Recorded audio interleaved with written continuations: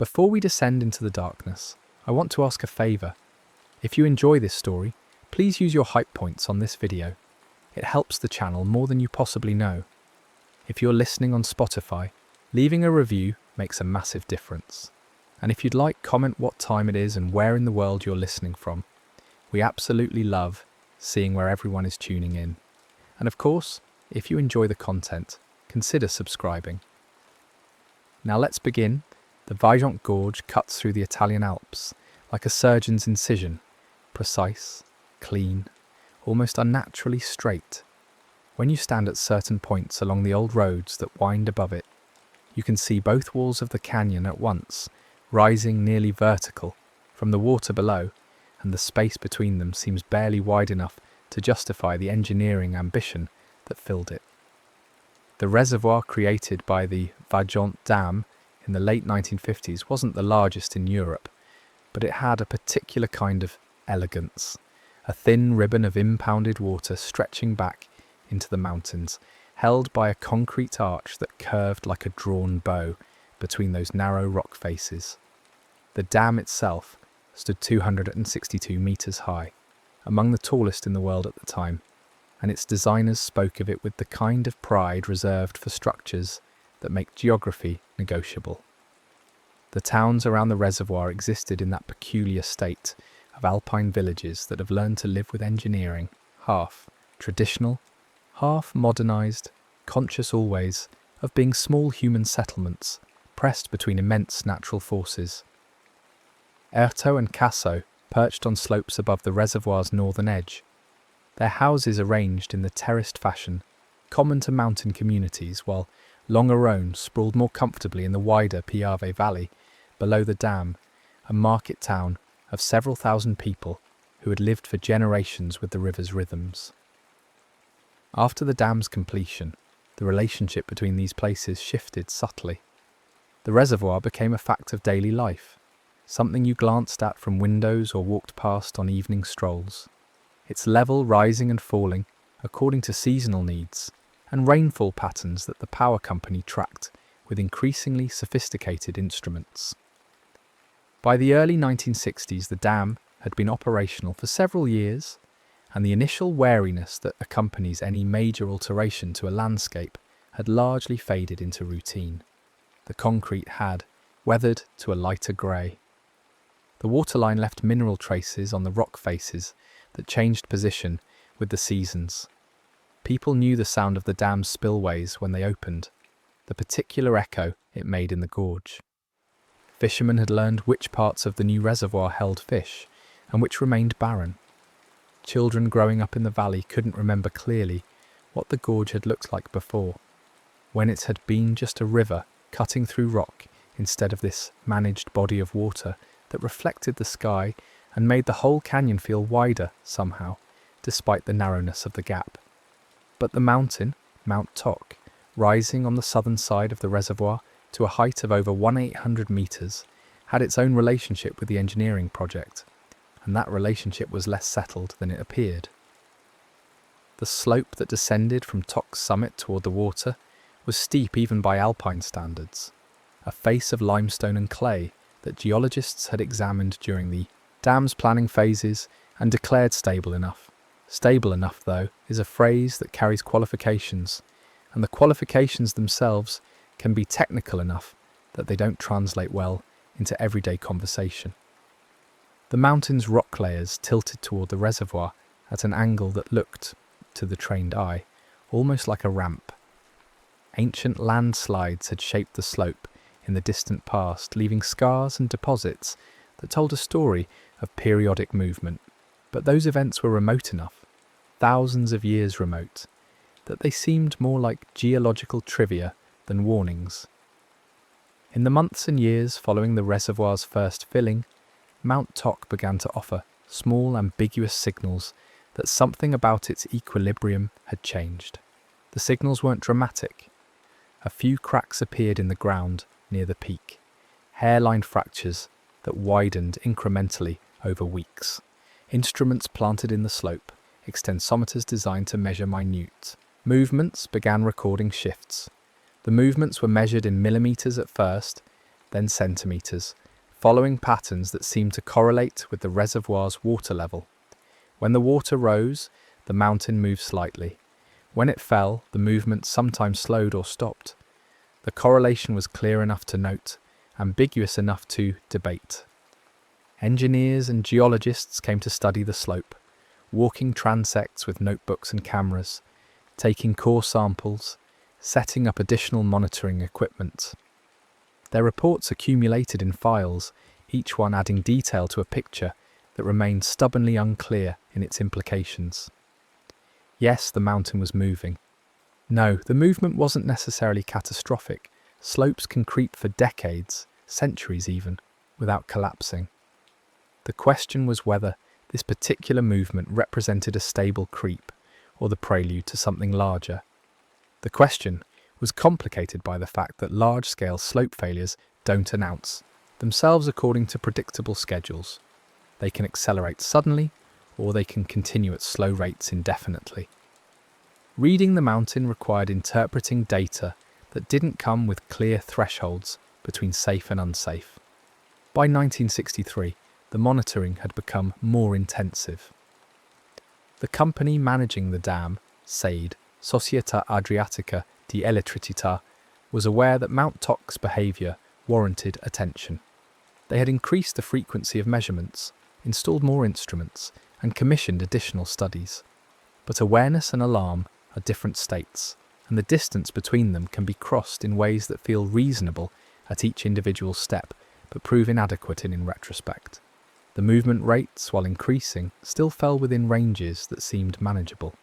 The dam itself showed no signs of stress, no unusual cracks, no deformation. The concrete was doing exactly what concrete is supposed to do. Standing firm, holding back water, converting the reservoir's potential energy into the controlled flow that powered turbines downstream. In the villages above the reservoir, people's relationship with the mountain's movement was more direct and less technical. They could see the cracks.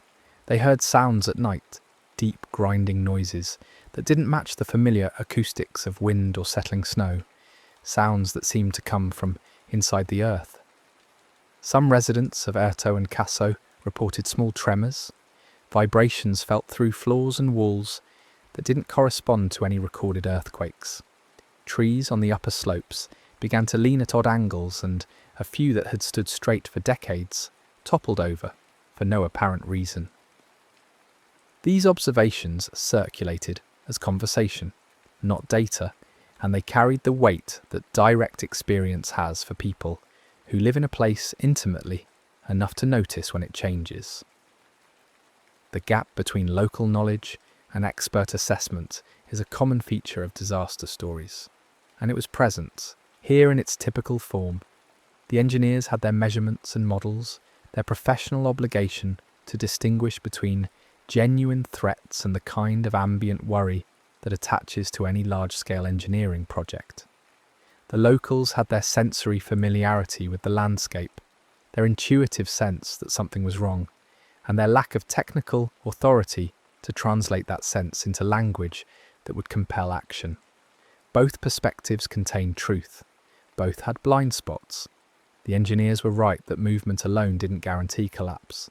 The villagers were right that the mountain felt different, that its behaviour had crossed some threshold from normal to abnormal in ways that instruments might not fully capture. Through the summer and into early autumn of 1963, the movement accelerated. The instruments recorded it clearly. Where the slope had been creeping at rates of a few centimetres per week, it began moving at centimetres per day, then multiple centimetres per day. The pattern still correlated with the reservoir level, but the relationship had become more pronounced, more reactive. SOLD responded by lowering the water level, reducing the pressure on the slope, trying to slow the movement down. The strategy worked partially. The rate of movement did decrease when the water dropped, but it didn't stop.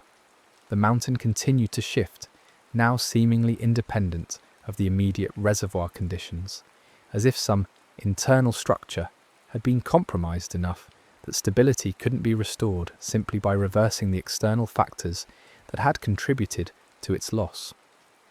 By late September, The situation had reached a point where officials were discussing evacuation plans, though the discussions remained tentative. Evacuating mountain villages isn't a simple administrative act. It means displacing families, disrupting livelihoods, and making a public declaration that danger is imminent, which carries consequences if the danger then fails to materialize. The question was whether the mountain's movement represented an imminent threat or a slower process that could be managed with continued monitoring and caution. The question was also whether a collapse, if it happened, would be partial or total, and whether the dam itself could withstand the impact of rock falling into the reservoir. Engineers had calculated that a landslide of certain dimensions could generate a wave, but the calculations depended on assumptions about how much rock would fall, how fast it would move, and how the water would respond, variables that couldn't be known with precision in advance. The first days of October brought rain, cold fronts moving down from the north, the kind of weather that makes alpine valleys feel particularly enclosed. The reservoir level was being kept low, nearly 40 metres below capacity, as a precautionary measure. Instruments on the slope continued their vigil, recording movement that had now reached speeds of 20 to 30 centimetres per day in some locations, rates high enough that you could, theoretically, watch it happen if you knew where to look and had the patience. But landslides, especially large ones, don't necessarily advertise themselves visually, even when instruments detect them. The mountain still looked like a mountain. The cracks were there if you sought them out, but they didn't dominate the landscape. The slope still held trees, grass, rock formations that seemed solid enough from a distance. On October 8th, the movement rate spiked sharply. The instruments recorded speeds exceeding 80 centimetres per day, then higher still as the day progressed. This was no longer creep in any ordinary sense. This was acceleration towards some kind of threshold, though what lay beyond the threshold remained, even then, unclear. SAID officials made the decision to evacuate Casso and parts of Erto, sending word through the villages that people needed to leave their homes and move to higher ground or to locations outside the immediate threat zone. The evacuation proceeded unevenly. Some families left quickly, others hesitated, wanting to secure belongings or check on neighbours, reluctant to abandon homes based on a danger they still couldn't quite see. By nightfall on October 8th, many residents had relocated, but the villages weren't empty. People remained in houses that now stood in the path of something that had become statistical rather than certain. The night of October 9th began quietly, the kind of mountain quiet where you can hear individual sounds clearly. Wind in trees, water moving somewhere in the darkness, the occasional distant sound of a vehicle on a road. The air was cold enough to carry that particular alpine crispness that makes everything feel sharper, more defined. The reservoir sat dark and still in the gorge below the villages, its surface barely visible, except where moonlight caught it briefly, between passing clouds. The dam stood at the downstream end of this. Contained body of water, concrete rendered almost invisible by darkness, present mainly as the thing that defined the reservoir's boundary, the reason the water ended where it did, instead of continuing down the valley as a river. At 10:39 p.m, Mount Toc's southern slope collapsed. The failure wasn't gradual, it was a single coherent event, approximately 260 million cubic metres of rock, soil and forest detaching from the mountainside and sliding into the reservoir in a mass that moved as one enormous block. The volume is difficult to comprehend in abstract terms, but it represented essentially the entire unstable portion of the slope, a section roughly 2 kilometres long and over a kilometre wide, thick enough that the rock mass had substance and weight that could be measured, not in tons but in fractions of cubic kilometres. This much material doesn't fall like a rock slide or tumble like loose debris. It slides as a unified body, maintaining enough internal coherence that it descends the slope, almost intact, moving on a layer of clay that had become slick enough through a combination of water saturation and sustained pressure to act as a lubricant. The sound was immediate and immense, but not particularly loud in the way explosions are loud. It was deep, a low-frequency rumble that travelled through rock and air simultaneously, more felt than heard at first, a vibration that seemed to come from everywhere and nowhere. People who were still in Erto and Casso felt their houses shake, felt the ground move beneath them with enough force that furniture shifted and dishes rattled. Those who went to windows or stepped outside saw, in whatever light was available, the mountain's outline changing, the slope reconfiguring itself, an entire face of the mountain dropping away into darkness. But even seeing it, the scale was hard to grasp. The movement happened fast. The initial slide took approximately 45 seconds. But 45 seconds is long enough that the mind tries to process what it's witnessing, tries to fit it into frameworks of understanding that don't quite apply to something this large moving this quickly. The rock hit the reservoir with an impact that can be calculated in terms of kinetic energy, but felt to anyone nearby like the world breaking. The mass displaced water with instant, total efficiency. The physics were simple and unstoppable. A huge volume of solid matter entering a confined space filled with liquid, the liquid having nowhere to go except up and out. The wave that resulted wasn't a wave in the sense of ocean surf or even flood surge. It was a movement of the entire reservoir's volume, a sudden reorganization of all that water responding to the space that rock had claimed. The wave moved in multiple directions simultaneously. Part of it surged up the valley toward Erto and Casso, a wall of water climbing the slopes above the reservoir's normal shoreline, reaching heights of over 200 meters in some places as it crashed into the valley walls and funneled upward through the terrain's natural contours. The villages, even those on higher ground, were struck by water that had been at lake level seconds earlier and was now airborne, moving with enough force to destroy buildings, uproot trees, and scour away anything not anchored to bedrock. The wave reached Casso in less than a minute after the landslide, arriving as darkness and sound and sudden cold, the kind of overwhelming physical force that doesn't allow for response, only survival or its absence. But the larger portion of the wave, the majority of the displaced water, moved in the other direction, toward the dam. The dam, which had stood as the valley's central piece of infrastructure, the concrete that made the reservoir possible, now served mainly as an obstacle in the path of water that had been given, by the landslide's impact, enough energy to go almost anywhere. The wave hit the dam and did what water does when confronted with a barrier that's high but not infinite. It went over. The overtopping wasn't a simple overflow like a bathtub overfilling. It was a surge that carried approximately 50 million cubic meters of water, roughly half the reservoir's volume, over the dam's crest in a matter of seconds. A cascade that fell 260 meters into the gorge below, with enough force that the sound reached towns many kilometers away. A roar that people later described as sounding like continuous thunder or a freight train that never passed. The dam itself survived. This detail, more than almost any other, defines the Vajont disaster's particular horror. The concrete arch stood firm, barely cracked, structurally sound. The engineers who had designed it had done their work well. The dam could withstand the pressures it was designed to withstand, could hold back the reservoir's weight, could perform its function as a barrier. What the design couldn't account for was the mountain itself entering the equation as an active, variable, the possibility that the threat would come not from water pressure, but from the water being given so much kinetic energy so quickly that the dam's height became irrelevant. The dam stood, and the water went over it, and the valley below received the full force of both facts at once. Longarone, in the Piave Valley below the dam, sat approximately 2 kilometers downstream.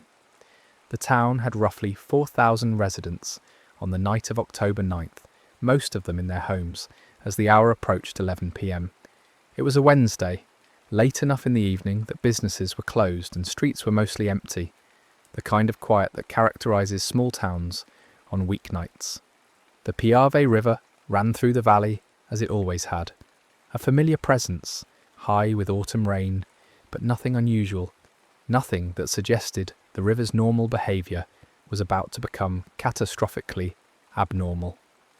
The wave that came over the dam entered the Piave Valley as a moving mass of water and debris, carrying the energy of a 260-metre fall.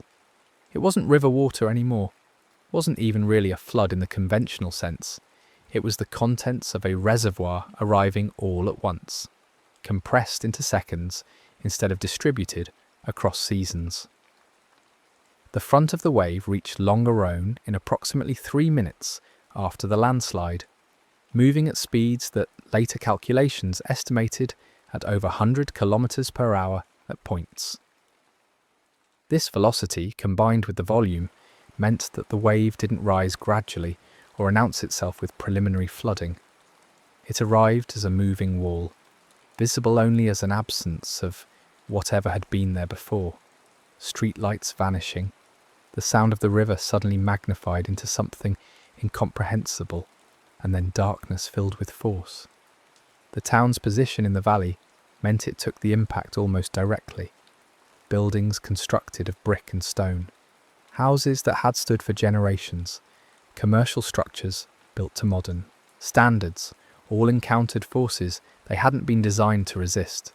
The water hit with enough pressure to collapse walls, to strip buildings down to foundations, to carry away everything not anchored deeply enough to hold against the surge.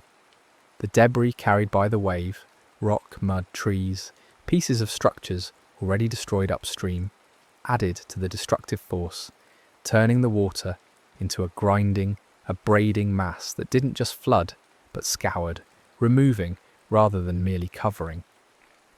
For people inside buildings, when the wave hit, the experience compressed into a sequence that the mind couldn't process in real time. Sound first, a roar that grew impossibly loud, louder than seemed physically possible, sound that became pressure that you felt before you heard, then impact, walls failing, floors tilting, the sudden sense of everything solid becoming mobile. Cold followed immediately, the specific numbing cold of mountain water in October, water that had been in a reservoir, Ichsai, minutes earlier, and was now everywhere, rising faster than you could climb, filling spaces faster than you could move. Darkness was total. Electric lights failed instantly, and even moonlight disappeared behind the mass of moving water and debris. Some people survived by being in buildings that happened to be positioned just outside the wave's main path, or on upper floors of structures that partially withstood the impact, or by pure chance, being thrown clear, finding air pockets, ending up in wreckage that stayed afloat long enough to be carried to the edges of the flood zone. But these survivals were exceptions, statistical outliers in a disaster whose scale was defined by how thoroughly it removed a town from the landscape. The wave continued down the valley beyond Longarone, striking smaller communities, Pirago, Villanova, Rivalta, Faye, with diminishing but still devastating force, each town losing buildings and lives to water that carried the accumulated debris of everything it had already destroyed. The entire event, from landslide to the wave's final dissipation, several kilometers down the valley, lasted less than 10 minutes. By 10:50 p.m., the water had settled into new configurations. Pools in low spots, debris dams creating temporary lakes, the Piave River resuming something like its normal course but swollen and choked with wreckage. The reservoir behind the dam, meanwhile, had lost most of its volume. The landslide's mass now filled the gorge almost completely. The rock that had fallen from Mount Tok occupied so much space that the reservoir essentially no longer existed. Where there had been water held back by a dam, there was now a valley filled with broken mountain and only a shallow lake remaining in the spaces between rock. The silence that followed was its own kind of violence. The roar ended, the movement stopped, and what remained was an absence of all the normal sounds that define inhabited places. No voices, no traffic, no dogs barking, No distant radios or conversations drifting from windows. The darkness was equally absolute. The electrical grid for the entire area had failed, and the only lights were from fires that had started in the wreckage, small flames that made the darkness visible by contrast, but illuminated almost nothing useful. Anyone still conscious and mobile in the flood zone found themselves in a landscape that had lost all familiar landmarks, where streets had become channels filled with debris, where buildings that had oriented the town's geography were simply gone, leaving only foundations or random sections of wall. Rescue efforts began almost immediately, but faced challenges that made organised response nearly impossible in the first hours. The roads into Longarone were blocked by debris or washed away entirely. Communication lines were down.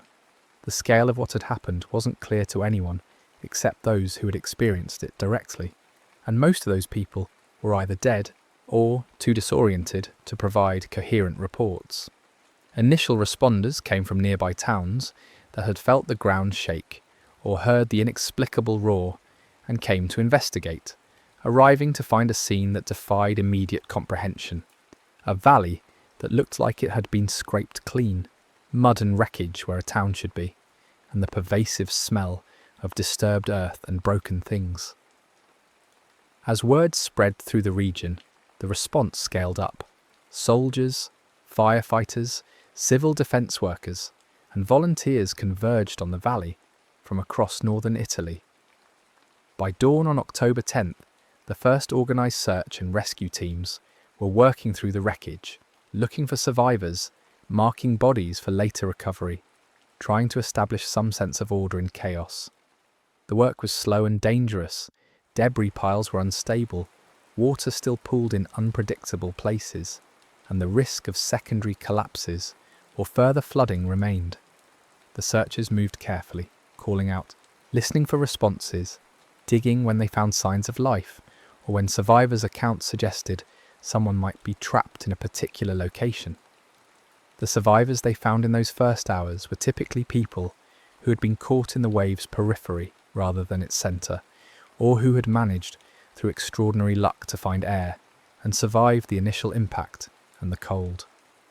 A woman pulled from wreckage told rescuers she'd been in her kitchen when the wall collapsed, had been carried by water through what felt like tumbling darkness, and had come to rest wedged in debris with just enough space to breathe. A child was found in a tree, several hundred metres from where his house had stood, hypothermic but alive. These rescues were celebrated as minor miracles, but they were rare. More common were the discoveries that required no urgent action. Bodies in the mud, in collapsed buildings, tangled in debris that had come to rest in configurations that preserved them as evidence of where they'd been when the wave arrived. The dam, throughout all of this, remained standing at the head of the valley, visible once daylight returned as a clean concrete curve that looked almost absurdly intact, given what had happened. The contrast was surreal enough that early reports from the disaster zone sometimes struggled to convey it. How could the dam be undamaged while the valley below was destroyed? The answer lay in understanding that the dam had performed its structural function perfectly. It had held against the water's pressure. The failure wasn't in the concrete, but in the assumption that the concrete alone defined the system's safety. The dam had been built to contain a reservoir, and it had contained that reservoir right up until the moment when the mountain itself entered the reservoir and made containment irrelevant. Geologists and engineers who arrived to assess the scene found themselves looking at a landslide of exceptional size and character. The rock mass from Mount Toc had travelled approximately 400 metres vertically and slid roughly 2 kilometres, maintaining enough coherence during the slide that it arrived in the reservoir more or less intact as a single block. The impact had created the wave, but it had also effectively filled the reservoir basin with rock, creating a new topography that buried the old valley bottom under hundreds of metres of displaced mountain. The surface of this new formation was chaotic. Jumbled rock, mud, uprooted trees, pieces of the slope's previous surface now tilted and inverted, But beneath the surface chaos was the mass of the slide itself, settled into a configuration that would prove remarkably stable once it stopped moving. The question of why the landslide happened when it did, after months of measurable movement, became a focus of investigation. The immediate trigger appeared to be a combination of factors. The continued creep had progressively weakened the slope's internal structure. Rain had added weight and saturation to the rock mass, and the cyclical filling and lowering of the reservoir had created a kind of fatigue in the clay layers that served as the slide's eventual failure plane. But these factors alone didn't fully explain the timing. Landslides of this scale have their own complex mechanics, thresholds that can be approached asymptotically for long periods before being crossed suddenly.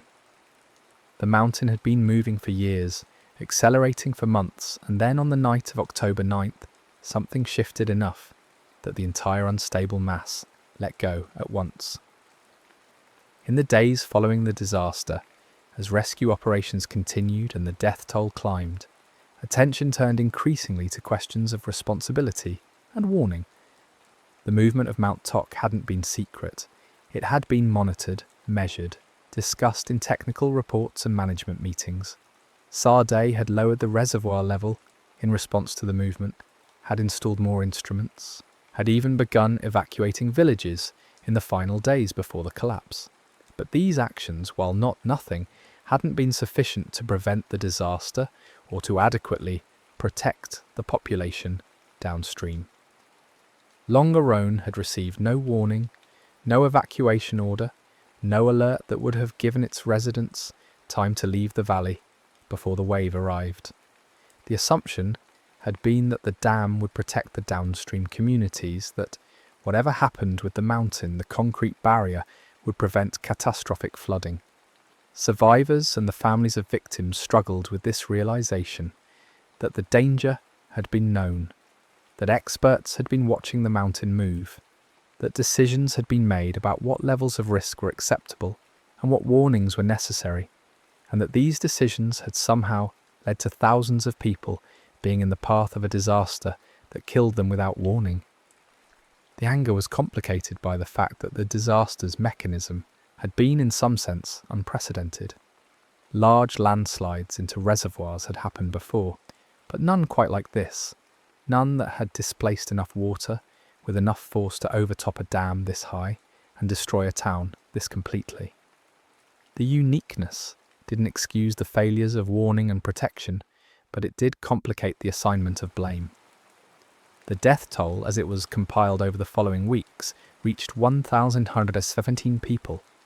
This number included victims from Longarone, from the smaller towns downstream, from Erto and Casso above the reservoir, and from scattered houses and farms throughout the affected area.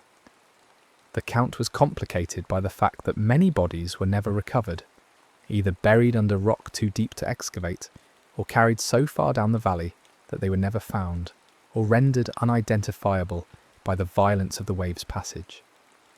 Lists of the missing were compiled, matched against lists of the confirmed dead, and the gaps that remained represented people whose fates could be assumed but not verified, absences that would never be resolved into certainty. The town of Longarone essentially ceased to exist as a coherent community. Of its roughly 4,000 residents, approximately 900 died. The survivors were dispersed, some to hospitals with injuries, others to temporary housing in surrounding towns, a few to relatives elsewhere in Italy. The town's physical infrastructure was gone, its buildings reduced to rubble and foundations, its streets buried or washed away. In the immediate aftermath, there was no Longarone to return to, only a debris field that marked where the town had been. The question of whether and how to rebuild would come later, after the dead were buried and the wreckage cleared, after the shock had faded enough to allow for planning. The trial that eventually followed the disaster became one of the longest and most contentious in Italian legal history.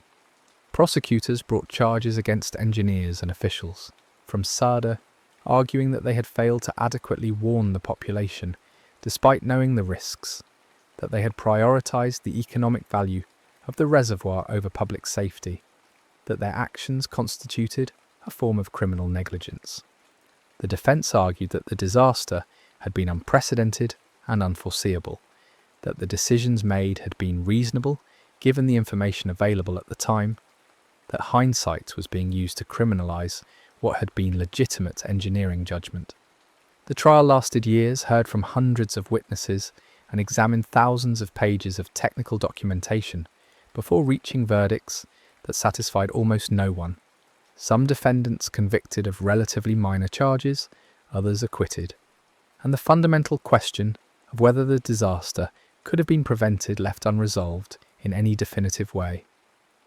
For the survivors and the broader Italian public, the trial provided some measure of acknowledgement that the disaster had been more than a natural catastrophe, that human decisions had played a role in its unfolding. But acknowledgement isn't the same as justice, and justice isn't the same as restoration. The people who died on October 9th, 1963 remained dead. The town that had been destroyed remained destroyed, and while Longarone was eventually rebuilt, new buildings on new foundations, laid out in a plan that tried to honour the old town's memory while accommodating modern needs. The new town was inevitably different, occupied by different people living in a different relationship to the valley and its history. The dam itself became a monument, though not the kind its builders had envisioned. It still stands, concrete, weathered by decades but structurally sound, a tourist attraction for those interested in engineering disasters and historical tragedy. The reservoir it was built to create no longer exists. The valley remains filled with the rock from Mount Tock's collapse, a new landscape that has gradually been colonised by vegetation, but still shows the scars and chaos of the landslide's impact. You can visit the site, walk across the top of the dam, look up at the mountain slope that no longer exists in its pre-1963 configuration. Look down at the valley where Longarone stood, and try to imagine the sequence of events that connected these three elements into a disaster. The technical lessons from Vajont were absorbed into engineering practice globally. Reservoirs in geologically complex terrain now receive more intensive study before construction. Slope monitoring protocols have become more sophisticated. The relationship between reservoir levels and slope stability is better understood.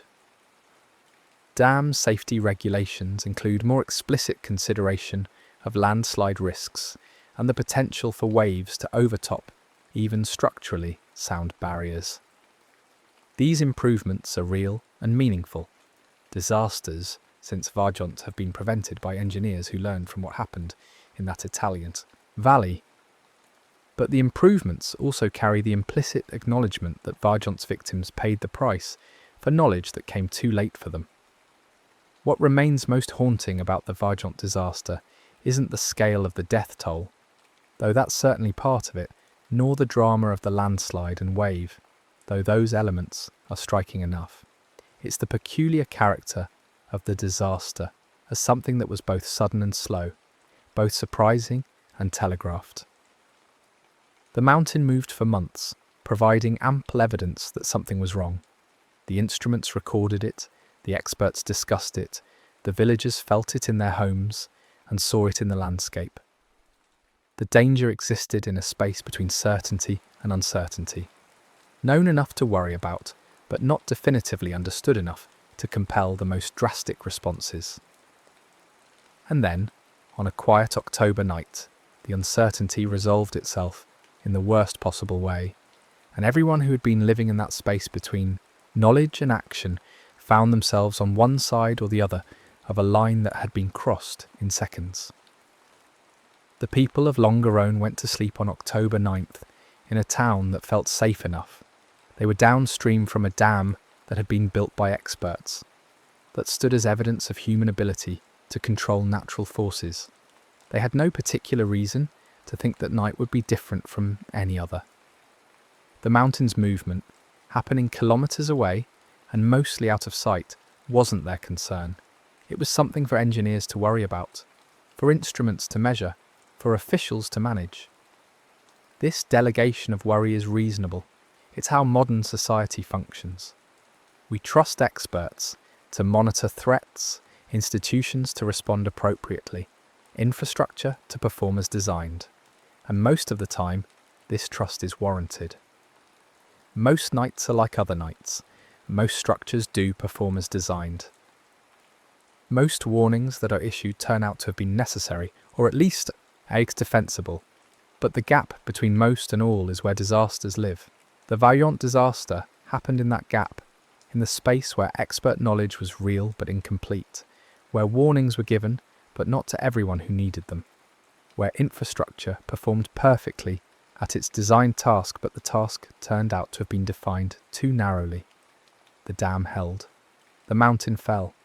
The water found a path, and the valley below, which had been relying on the dam to keep it safe, discovered that safety is more complicated than concrete, that the threats we prepare for aren't always the threats that arrive. In the years since 1963, the Vajont disaster has been studied, commemorated, mythologized, and gradually absorbed into the category of historical events that people know about without necessarily understanding deeply. It appears in lists of the world's worst dam disasters, though it's atypical even in that category. A disaster where the dam didn't fail. It's taught in engineering schools as a case study in the importance of considering all possible failure modes, not just the obvious ones. It's referenced in discussions of risk communication and the challenges of translating technical uncertainty into public action. Each of these framings captures something true about what happened, but they also have a tendency to abstract the disaster into lessons and principles, to move it from the realm of lived experience into the realm of knowledge that can be transmitted and applied. The challenge of writing or speaking about Vajont is maintaining the connection between those two realms, between the disaster as a subject of study and the disaster as something that happened to actual people on a specific night in a particular valley. The statistics are important. 260 million cubic meters of rock, a wave over 200 meters high in places, 917 deaths, a dam 262 meters tall that survived intact. But the statistics don't capture what it felt like to be in Erto. When the mountain let go, to hear that deep rumble and feel your house shake and know, without knowing how you know, that something irrevocable was happening. They don't capture what it was like in Longarone in the seconds when the wave arrived, when the normal reality of a Wednesday night was replaced by darkness and force and cold.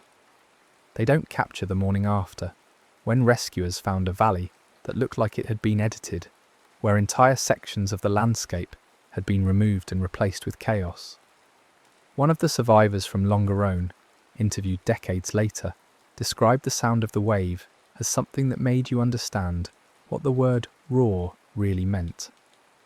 Every sound you'd called a roar before, machinery, storms, crowds, was revealed as just noise in comparison to this sound that was so loud and deep that it stopped being sound and became environment, became the only thing that existed for those seconds when it was happening.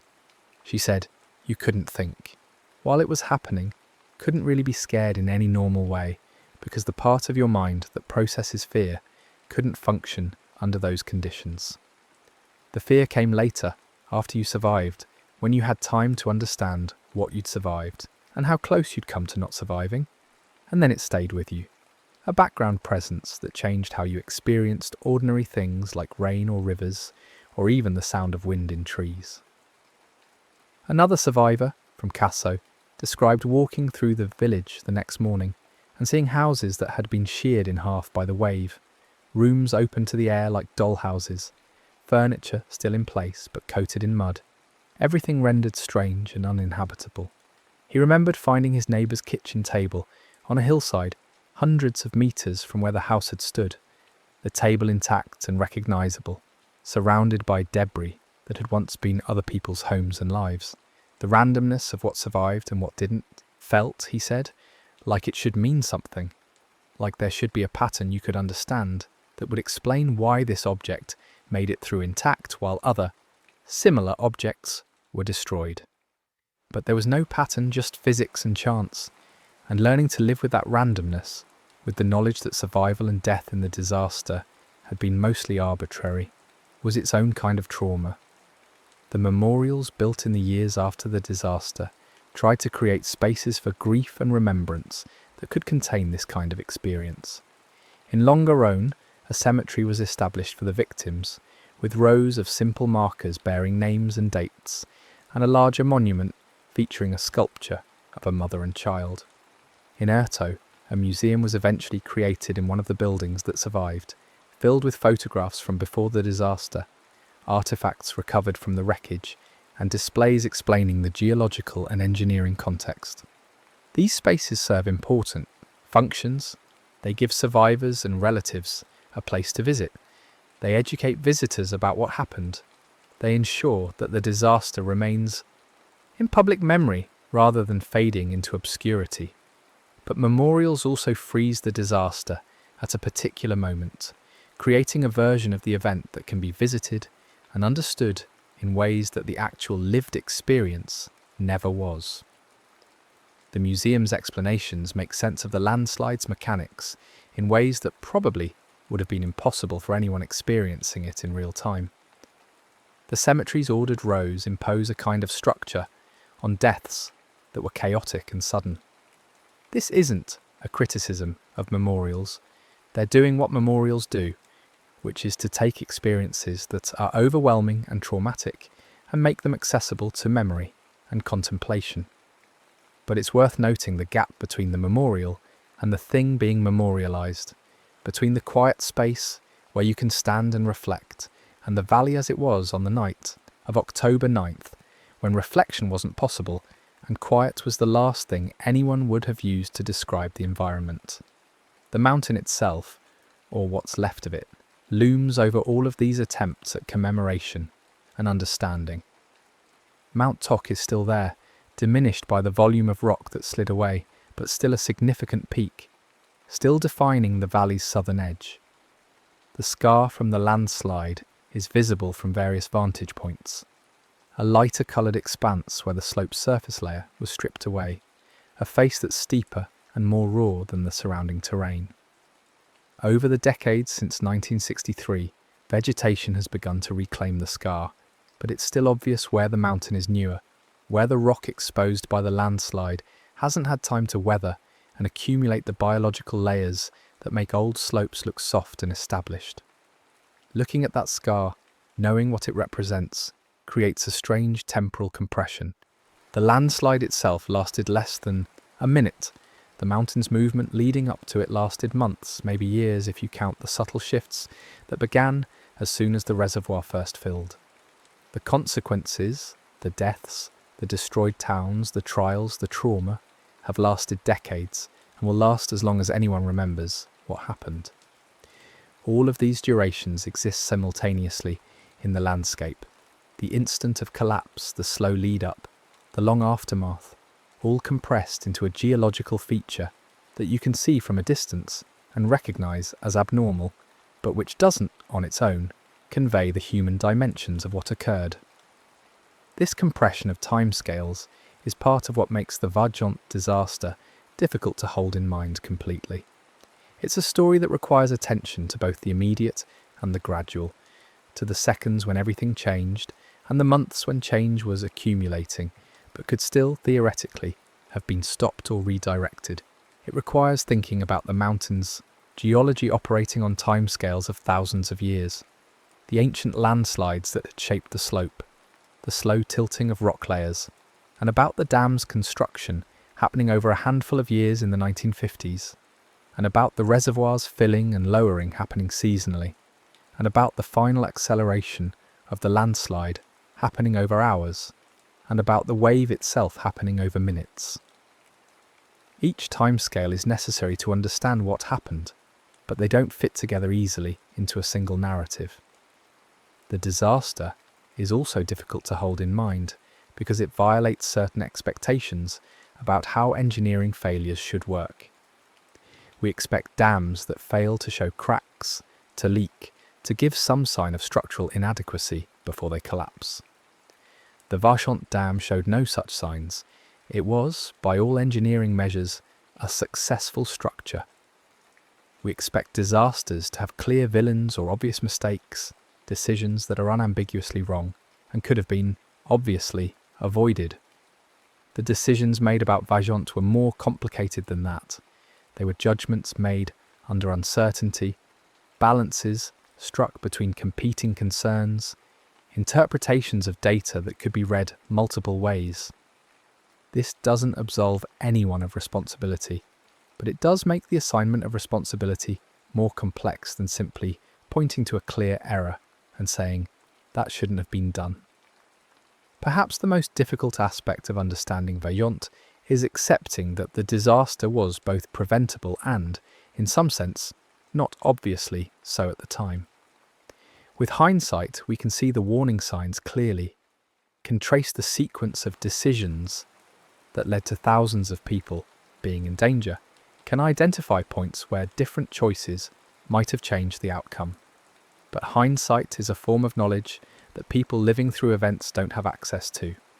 The engineers monitoring Mount Tok in 1963 didn't know they were living through the prelude to one of the world's worst landslide disasters. They knew they were dealing with an unstable slope that was moving, and they were trying to make decisions about that situation using the knowledge and tools available to them. Some of their decisions were good, some were inadequate. All of them were made without the benefit of knowing what the mountain would do on the night of October 9th. This gap between knowledge at the time and knowledge in retrospect is a feature of most disasters, but it's particularly stark in Vajont's case because the monitoring was so extensive and the warning signs so clear. It creates a kind of tragic irony. The disaster was well documented as it approached, measured, and recorded by instruments that provided precise data about the mountain's movement. And yet this documentation didn't prevent the disaster or even ensure adequate warning for everyone in its path. The instruments measured, the experts analysed, the decisions were made, and then the mountain fell anyway, and the measurements and analysis proved to have been insufficient to prevent what they had been tracking. In the decades since 1963, other disasters have followed patterns similar to Vajont's in certain respects. Events where warning signs were present but not acted upon adequately, where expert knowledge existed but wasn't translated effectively into protective measures, where the gap between what was technically known and what was done with that knowledge led to preventable deaths. Each new disaster of this type prompts renewed attention to the lessons of previous ones, renewed commitments to do better at recognizing and responding to warning signs, renewed efforts to improve the systems and institutions that are supposed to protect people from known hazards. But the pattern keeps repeating, which suggests that the problem isn't simply a lack of knowledge about what went wrong in specific past disasters.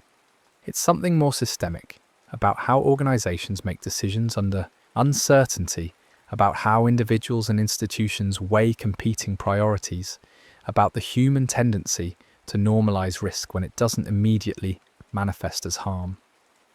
The engineers at Vajont knew the mountain was moving, but the movement had been happening for months without causing disaster, and this history of non-disaster made it possible to believe that the movement could be managed, monitored, kept within acceptable bounds, right up until it couldn't. This normalisation of risk is visible in small details from the months before the disaster. The instruments recording the mountain's movement became part of the routine. Someone's job to check them, record the data, file the reports. The movement itself became familiar, a known issue rather than an urgent threat. The cracks in the ground, the tilted trees, the sounds at night, these became part of the landscape's character rather than active warnings. This is how human psychology works. Things that persist without causing immediate harm start to feel like the new normal, and the urgency that should attach to warning signs gets diluted by familiarity and the absence of consequences, until the consequences arrive, at which point the warning signs are reinterpreted, but too late. The villagers above the reservoir experienced this normalization directly. In the early days of noticing the mountain's movement, there was alarm, genuine fear about what it might mean, urgent conversations about whether they should leave. But as weeks passed and then months and the mountain kept moving but nothing catastrophic happened, the alarm faded into wariness, and the wariness eventually into a kind of resigned accommodation. People continued living in their homes, tending their gardens, going about their routines because what else were they supposed to do? Move away permanently based on the possibility of a disaster that might never come. The decision to stay wasn't reckless.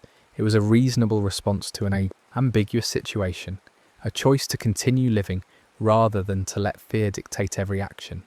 And then, for many of them, it was the wrong choice, though they had no way of knowing that until it was too late to change it. This is the cruelty embedded in disasters like Vajont. The choices that seem reasonable at the time can turn out to have been fatal, and the knowledge that would have made the choices different only becomes available after the moment for choosing has passed. The people in Erto and Casso who stayed in their homes on October 9th weren't stupid or in denial. They were making the same kind of calculation that all of us make all the time, weighing risks against the disruption of responding to those risks, trying to live normal lives in the presence of uncertainty. Most of the time, this calculation works out fine. Sometimes it doesn't. The disaster's aftermath included, among many other things, a reckoning with this reality that reasonable people making reasonable choices can still end up dead. That being informed about risks doesn't always translate into being adequately protected from those risks. That the systems we build to keep us safe, dams, monitoring instruments, expert institutions, can fail not because they're poorly built, but because the threats they're designed to address can take forms that weren't fully anticipated. This reckoning was painful and incomplete, and it didn't resolve into simple lessons or clear paths forward. It left survivors and the broader public with a more complicated relationship to safety, infrastructure, and expertise, still relying on these things because they're necessary, but aware now that they're not sufficient, that the gap between protection and vulnerability can be crossed faster than anyone would like to believe. For the families of the victims, the reckoning was more personal and immediate. They had to learn to live with absences that were sudden and final, with losses that came without warning or chance for goodbye. The people who died in Longarone were having ordinary evenings when the wave arrived, eating dinner, watching television, getting ready for bed, maybe reading or talking or just sitting quietly as the day ended. There was no time to prepare, no moment of realization that allowed for final words or gestures. One moment they were alive and the next they weren't, and the people who survived or who weren't there that night were left with a kind of absence that's particularly hard to process, because it came with no transition, no gradual decline, no final illness or accident that could be understood as an ending. The grief that followed took many forms. Some families focused on practical matters, identifying bodies, arranging funerals, dealing with insurance and property issues, trying to rebuild some version of their lives. Others became consumed by the need to understand what had happened, to piece together the sequence of events to establish who knew what and when, and why different decisions were made. Still others withdrew into private mourning, unable or unwilling to engage with the public dimensions of the disaster, needing to process their losses in ways that didn't involve testimony or commemoration or participation in the collective reckoning that was taking place in courtrooms and newspapers. All of these responses were valid, and all of them were inadequate to the reality of what had been lost. This is the nature of grief after sudden mass death. There's no response that's proportional to the loss, no way to process it that feels complete or satisfying. The gap between the experience of losing someone and any possible response to that loss is unbridgeable, and the best that survivors can do is find ways to live with the gap, to build lives that acknowledge the absence without being entirely defined by it. For some Vajont survivors, this took years. For others, it's a project that was never completed, a gap they learned to live alongside, but never to close. The town of Longerone, when it was eventually rebuilt, embodied this tension between acknowledgement and moving forward. The new town occupied some of the same geographic space as the old one, but was laid out differently, with wider streets and more modern buildings, constructed to different standards with awareness of the valley's potential hazards. The rebuilding was necessary. People needed places to live. The region needed its economic and administrative functions restored, but it also meant accepting that the old town was gone in ways that couldn't be reversed. You can't rebuild a community by rebuilding buildings. The buildings are just structures. The community was the people, and most of them were dead. The new Longerone developed its own character over time, populated by survivors and their descendants, by people who moved in from elsewhere, by a generation who grew up knowing the disaster as history rather than experience. The town's identity became partly defined by what had happened there. You can't ignore a disaster that killed most of your population, but also by the need to be something more than a disaster site, to have an existence that wasn't entirely overshadowed by October 9th, 1963. This balance was and remains delicate. The memorials and museums keep the memory alive, but they also risk fixing the town's identity in the past, making it hard for Longerone to be anything other than the place where the Vajont disaster happened. For visitors to the area now, the disaster exists in multiple registers simultaneously. You can stand on top of the dam and look at the engineering, the clean concrete arc, the precision of its construction, the way it fits into the gorge like it was meant to be there. You can look up at Mount Tok and see the landslide scar. Imagine the volume of rock that's no longer there. Try to picture what it must have looked like when it let go. You can look down the valley toward where Longerone sits and try to imagine water falling 260 metres and then continuing down the gorge with enough force to destroy a town. All of these perspectives are available, along with the museums and memorials that provide context and explanation.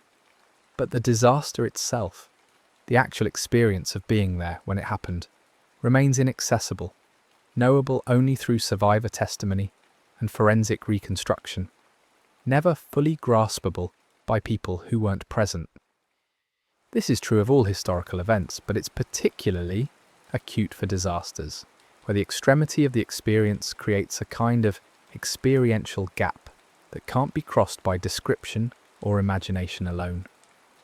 You can understand intellectually what happened at Vajont, can learn the mechanics of the landslide and the wave, can memorize the statistics and timelines, but understanding it experientially, knowing what it was like to be in the valley that night, that remains unavailable except to those who are there, and even they struggled to put it into language that fully conveyed the reality. In the years immediately after the disaster, when the trials were ongoing and the rebuilding was just beginning, there was a period of intense public attention to Vajont. The disaster was news, was a subject of debate and investigation, was something people across Italy and beyond were aware of and discussing. But public attention has a limited duration, and as other events displaced Vajont in the news, as the trials concluded and the rebuilding progressed, the disaster gradually moved from immediate concern to historical event. This fading from public consciousness is natural and probably necessary. Societies can't remain focused on any single event indefinitely, but it also means that the disaster's lessons risk being forgotten along with the details of what happened. This is why the memorials and museums matter, why survivors and historians continue to tell the story, why engineering students still study Vajont decades later. The effort is to prevent the disaster from becoming purely historical, to keep it present enough that its lessons remain available, that the warning signs it revealed continue to be recognized and acted upon when they appear in new contexts. But this effort fights against the natural human tendency to move on, to focus on present concerns rather than past catastrophes, to believe that disasters that happened before won't happen again because we've learned from them. The question of whether we actually learn from disasters is more complicated than it might seem. Certainly specific technical lessons get absorbed, dam safety regulations were improved after Vajont, landslide monitoring became more sophisticated, the relationship between reservoirs and slope stability is better understood. These are real improvements that have likely prevented other disasters, but the deeper lessons about how to make decisions under uncertainty, about how to weigh competing priorities, about when to issue warnings and how urgent to make them, these seem harder to learn in ways that reliably prevent the next disaster. Each new catastrophe reveals gaps in previous understanding, shows that the lessons from earlier disasters weren't quite sufficient, demonstrates that safety is always provisional, always dependent on the specific configuration of risks that happens to be present. Vajont's particular lesson might be this: that you can monitor a threat extensively, can have detailed data about how it's developing, can make decisions based on expert analysis of that data, and still end up with thousands of people dead because the data was interpreted in ways that underestimated the threat, or because the warnings weren't issued to everyone who needed them, or because the protective measures in place, like the dam, turned out to protect against the wrong thing. This lesson is uncomfortable because it undermines the reassurance that expertise and infrastructure are supposed to provide. We want to believe that if threats are being monitored by competent people using good instruments, then we're safe. Vajont shows that this belief, while often justified, isn't guaranteed. The monitoring at Vajont was exemplary in many ways. The instruments were placed correctly, the data was collected regularly, the experts analysing it were qualified and serious. The failure wasn't in the monitoring itself, but in the decisions about what the monitoring meant and what actions it should trigger. Should the villages have been evacuated earlier? Should the reservoir have been drained completely? Should Longarone have been warned that a catastrophic wave was possible? In retrospect, the answer to all of these questions is yes. At the time, with the information and incentives and institutional pressures that existed, the decisions went differently. This gap between retrospective clarity and real-time ambiguity is where disasters often live, in the space where reasonable people make inadequate choices because the full dimensions of the threat aren't yet visible. One of the experts involved in monitoring Mount Tok, interviewed years later, described the experience of watching the instruments record accelerating movement and trying to decide what it meant. He said that every day presented a choice. Either the movement was still within a range that could be managed, in which case dramatic interventions weren't yet necessary, or it had crossed some threshold into imminent catastrophe, in which case dramatic interventions were urgently needed. But where exactly was that threshold? The instruments measured movement, not imminence. They could tell you the mountain was moving faster, but they couldn't tell you whether faster movement meant collapse was hours away, or weeks away, or whether the movement might stabilise at a new rate without collapsing at all. Making decisions based on this kind of data, he said, meant constantly calibrating between overreaction and underreaction, between causing disruption based on a threat that might not materialise and failing to act urgently enough when a threat was real. The psychological pressure of this calibration was intense. You were responsible for people's safety, but you were also responsible for not causing unnecessary panic or economic damage. You wanted to be cautious, but caution has costs, and if you're cautious about every ambiguous signal, you end up crying wolf so often that people stop listening when the real threat appears. So you make judgments, you try to strike balances, and sometimes those judgments turn out to have been catastrophically wrong, and you have to live with that knowledge. This testimony captures something essential about disasters like Vajont. They're not usually caused by people who are negligent or incompetent. They're caused by the normal difficulty of making good decisions under uncertainty, compounded by institutional pressures and human psychology, and the sheer complexity of natural systems that don't behave according to simple rules. The mountain didn't have malice, the dam didn't have a design flaw, the experts weren't fools. The disaster happened anyway, emerging from the interaction of geology and engineering and human judgment in ways that, individually, seemed manageable but collectively produced catastrophe. For the people who died in Longarone, none of this context would have mattered. They didn't know about the instruments on Mount Tok or the debates about threshold criteria or the complexities of decision-making under uncertainty. They knew they lived downstream from a dam. They probably assumed the dam meant they were safe from floods. And then one night, water came over the dam and killed them. The gap between their understanding of their situation and the actual risks they faced was total. And it was a gap that the system, the experts, the institutions, the infrastructure, was supposed to bridge, but didn't. This failure of the system to protect people who were relying on it is, in many ways, the core tragedy of Vajont. The individual deaths were tragedies too, obviously. Each person who died was a loss with its own circle of grief and disruption. But the collective tragedy was that these deaths happened despite extensive monitoring, despite expert attention, despite infrastructure that was performing exactly as designed. The system didn't break, it was insufficient, and this insufficiency was revealed not gradually, in ways that allowed for correction, but suddenly, in a disaster that killed nearly 2,000 people in a matter of minutes. The question of how to prevent such failures in the future remains difficult. You can improve monitoring, and it has been improved. You can refine decision-making protocols, and they have been refined. You can build in more conservative safety margins, and that's been done too. But you can't eliminate uncertainty, can't make every threat unambiguously clear. Before it becomes dangerous, can't design systems that are immune to the kind of complex failure that Vajont represented. What you can do is try to be more humble about the limits of expertise and infrastructure, more willing to err on the side of caution when warning signs appear, more attentive to the gap between what instruments measure and what people experience. Whether these lessons have been learned sufficiently is debatable. In the decades since Vajont, there have been other dam disasters, other landslides, other failures of warning systems and protective infrastructure. Each one prompts renewed attention to safety and renewed commitments to do better.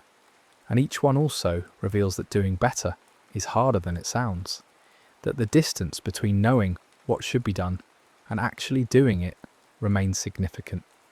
This isn't an argument for despair or for abandoning efforts at improvement.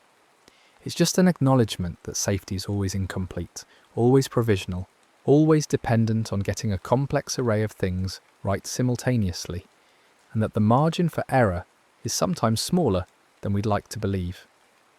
For the people living in the Vajont Valley now, the survivors who stayed, the descendants who grew up there, the newcomers who've moved in since, the disaster exists as both history and presence. It's history in the sense that it happened decades ago, that most of the valley's current residents weren't there when it happened, that the physical landscape has been partially restored or rebuilt.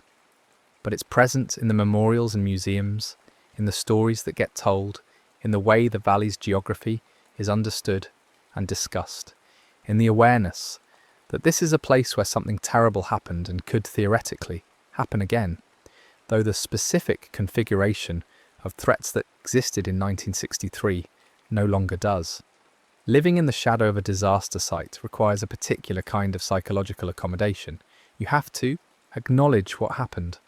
The valley won't let you forget, even if you wanted to, but you also have to live normally, to treat the landscape as a place for daily life, rather than just a memorial to catastrophe.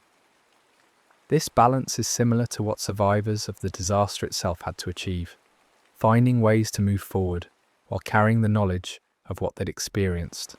building new lives that acknowledge the losses without being entirely consumed by them.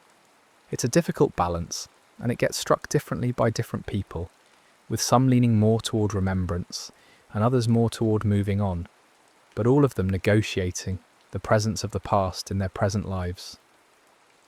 The dam, standing intact while the valley below was destroyed, remains the disaster's most powerful symbol, a representation of the gap between what we build to protect ourselves and the actual scope of the dangers we face. It's a well-built structure, exactly as it was designed to be, and it's also completely inadequate to the disaster it was supposed to prevent, or at least to what we imagine dams are supposed to prevent. This paradox, success and failure embodied in the same concrete arch, captures something essential about the relationship between human engineering and natural forces. We can build impressive things, can alter landscapes and control rivers, and create reservoirs where none existed before, but the control is never total, and the confidence we place in our structures is always, to some degree, faith rather than certainty. When you stand on top of the Vajont Dam now, looking at the rock-filled valley behind it and the rebuilt landscape below, the feeling is hard to describe. There's awe at the engineering, at the audacity of building something this large in such a difficult location. There's sorrow for what's happened, for the lives lost and the town destroyed. There's unease at the mountain looming above, still bearing the scar of its collapse, still a presence that makes you aware of the landscape's potential for violence. And there's a kind of temporal vertigo, a sense of standing at the intersection of multiple time frames. The geological deep time of the mountain's formation, the historical time of the disaster and its aftermath, the immediate present of your own moment of observation. All of these feelings coexist, and none of them quite captures the full reality of what Vajont represents. It's a disaster site, yes, but it's also a place where people still live and work. It's a memorial to the dead, but it's also a landscape that has continued beyond the disaster, that has seasons and weather, and the ongoing life of a mountain valley. It's a lesson in hubris and the limits of engineering, but it's also a demonstration of human resilience, of the ability to rebuild and continue after catastrophe. It's all of these things simultaneously, and the effort to hold them all in mind at once is part of what makes Vajont such a haunting, an important piece of history. The final thing to understand about the Vajont disaster is that it didn't end on October 9th, 1963. The landslide ended, the wave ended, the immediate dying ended. But the disaster, as a phenomenon, as something that continued to affect people and places and systems, went on for decades and continues in diminished form even now. Survivors lived with trauma and loss for the rest of their lives. Families remained incomplete, with absences that couldn't be filled. The valley's communities were fundamentally altered, their populations reduced and scattered. The legal and political reverberations lasted years. The lessons were absorbed slowly and unevenly into engineering practice and institutional memory. And the awareness, the knowledge that this happened, that it could have been prevented, that the gap between what was known and what was done was wide enough for nearly 2,000 people to die. That awareness remains uncomfortable and necessary, a reminder that safety is never guaranteed and vigilance is never optional. In quiet moments when the valley is still and the only sounds are wind and water and the ordinary business of a mountain landscape, it's possible to almost forget what happened there. The rock filling the gorge looks permanent. The rebuilt towns look settled. The mountain looks stable. The dam looks like what it is, an impressive piece of engineering that has stood for more than half a century. But the forgetting is only ever partial, only ever temporary. The memorials ensure that. The survivors ensure that. The shape of the landscape itself ensures that, bearing as it does the physical traces of the disaster, the landslide scar, the altered topography, the concrete arch that survived while everything around it changed. And perhaps this inability to fully forget is appropriate.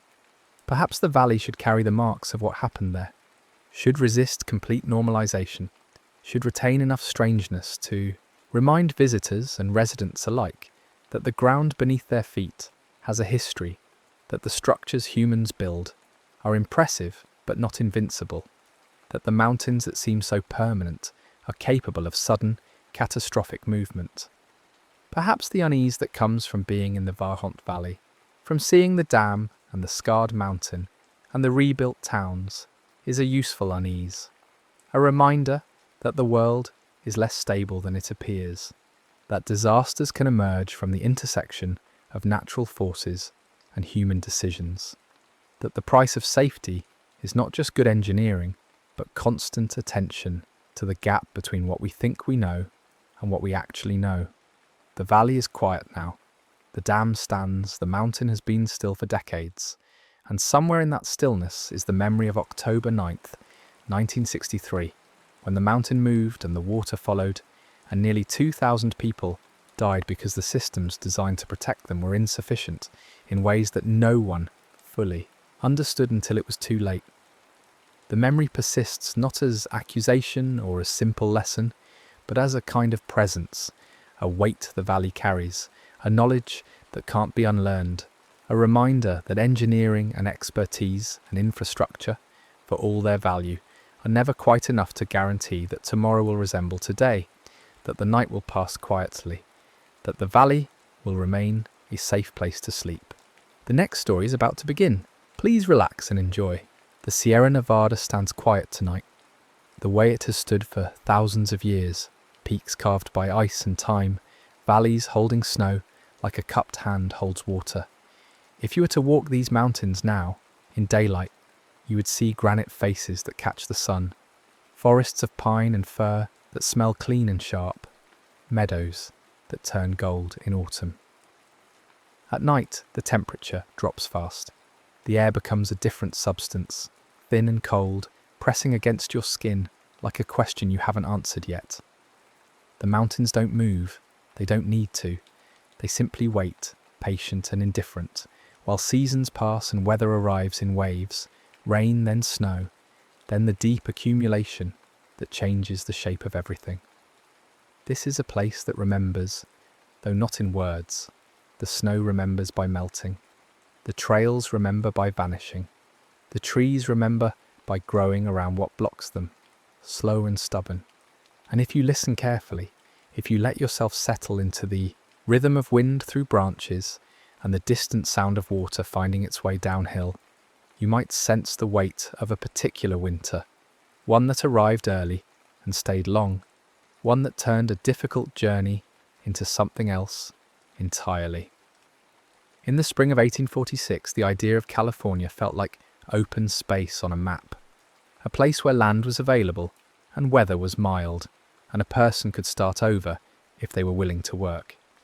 Families gathered in Independence, Missouri, and other jumping-off towns along the Missouri River, assembling wagons and oxen, packing tools and seed and clothing, preparing for a journey that would take months. The Oregon-California Trail was not new by then.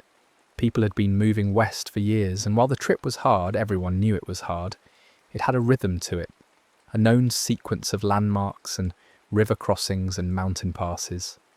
You left in the spring when the grass was up, so your animals could graze. You travelled in groups for safety and company. You kept moving day after day, knowing that the clock mattered. Winter in the mountains was not a thing you could negotiate with. You had to be through before it arrived. The Donner Party, though they didn't call themselves that yet, wouldn't think of themselves as a single doomed unit, was a collection of families joined by timing and proximity. There were the Donners, George and Tamsin, Jacob and Elizabeth, their children, extended kin. There were the Reeds, James and Margaret, their children, hired hands.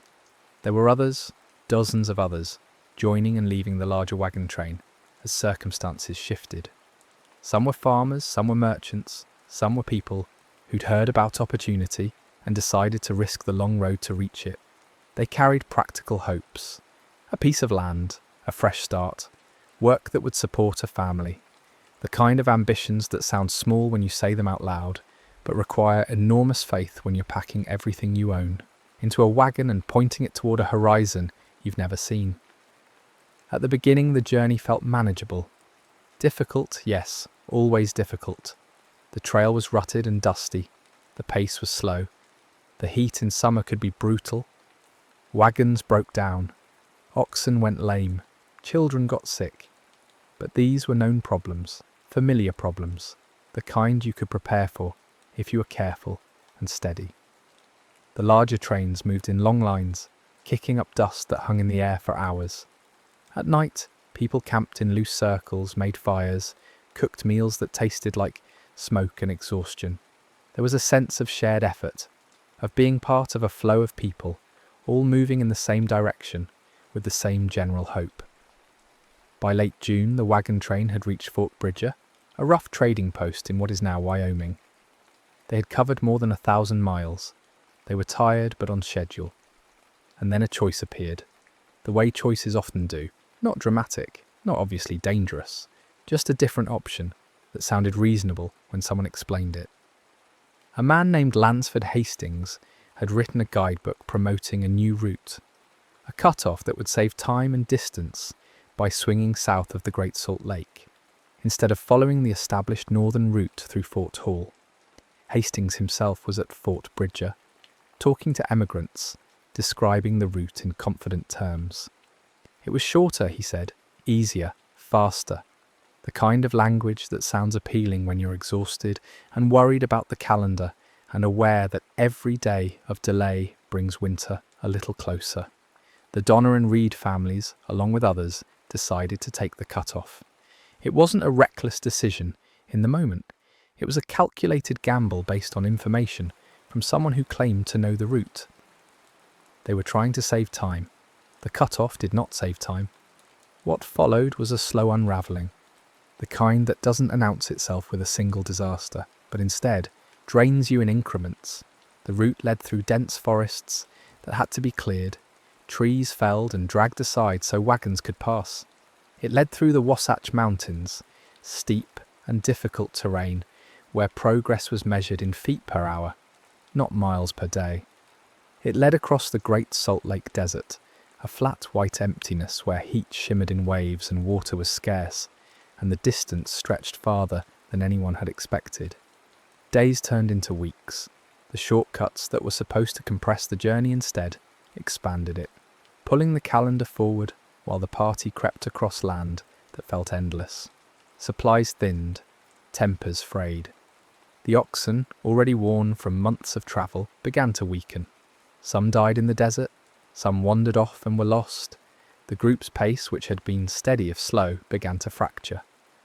People argued about decisions already made, about whether to keep pushing or rest, about how much food to ration and whether rescue would come if they sent for help. The emotional baseline shifted from, "This is hard but we'll make it," to "We might not make it if something else goes wrong." By the time they reached the eastern edge of the Sierra Nevada in late October, they were behind schedule by weeks, perhaps a month or more. The mountains rose ahead of them, granite and pine, beautiful in the way that wild places are beautiful when you have time to notice. But they didn't have time.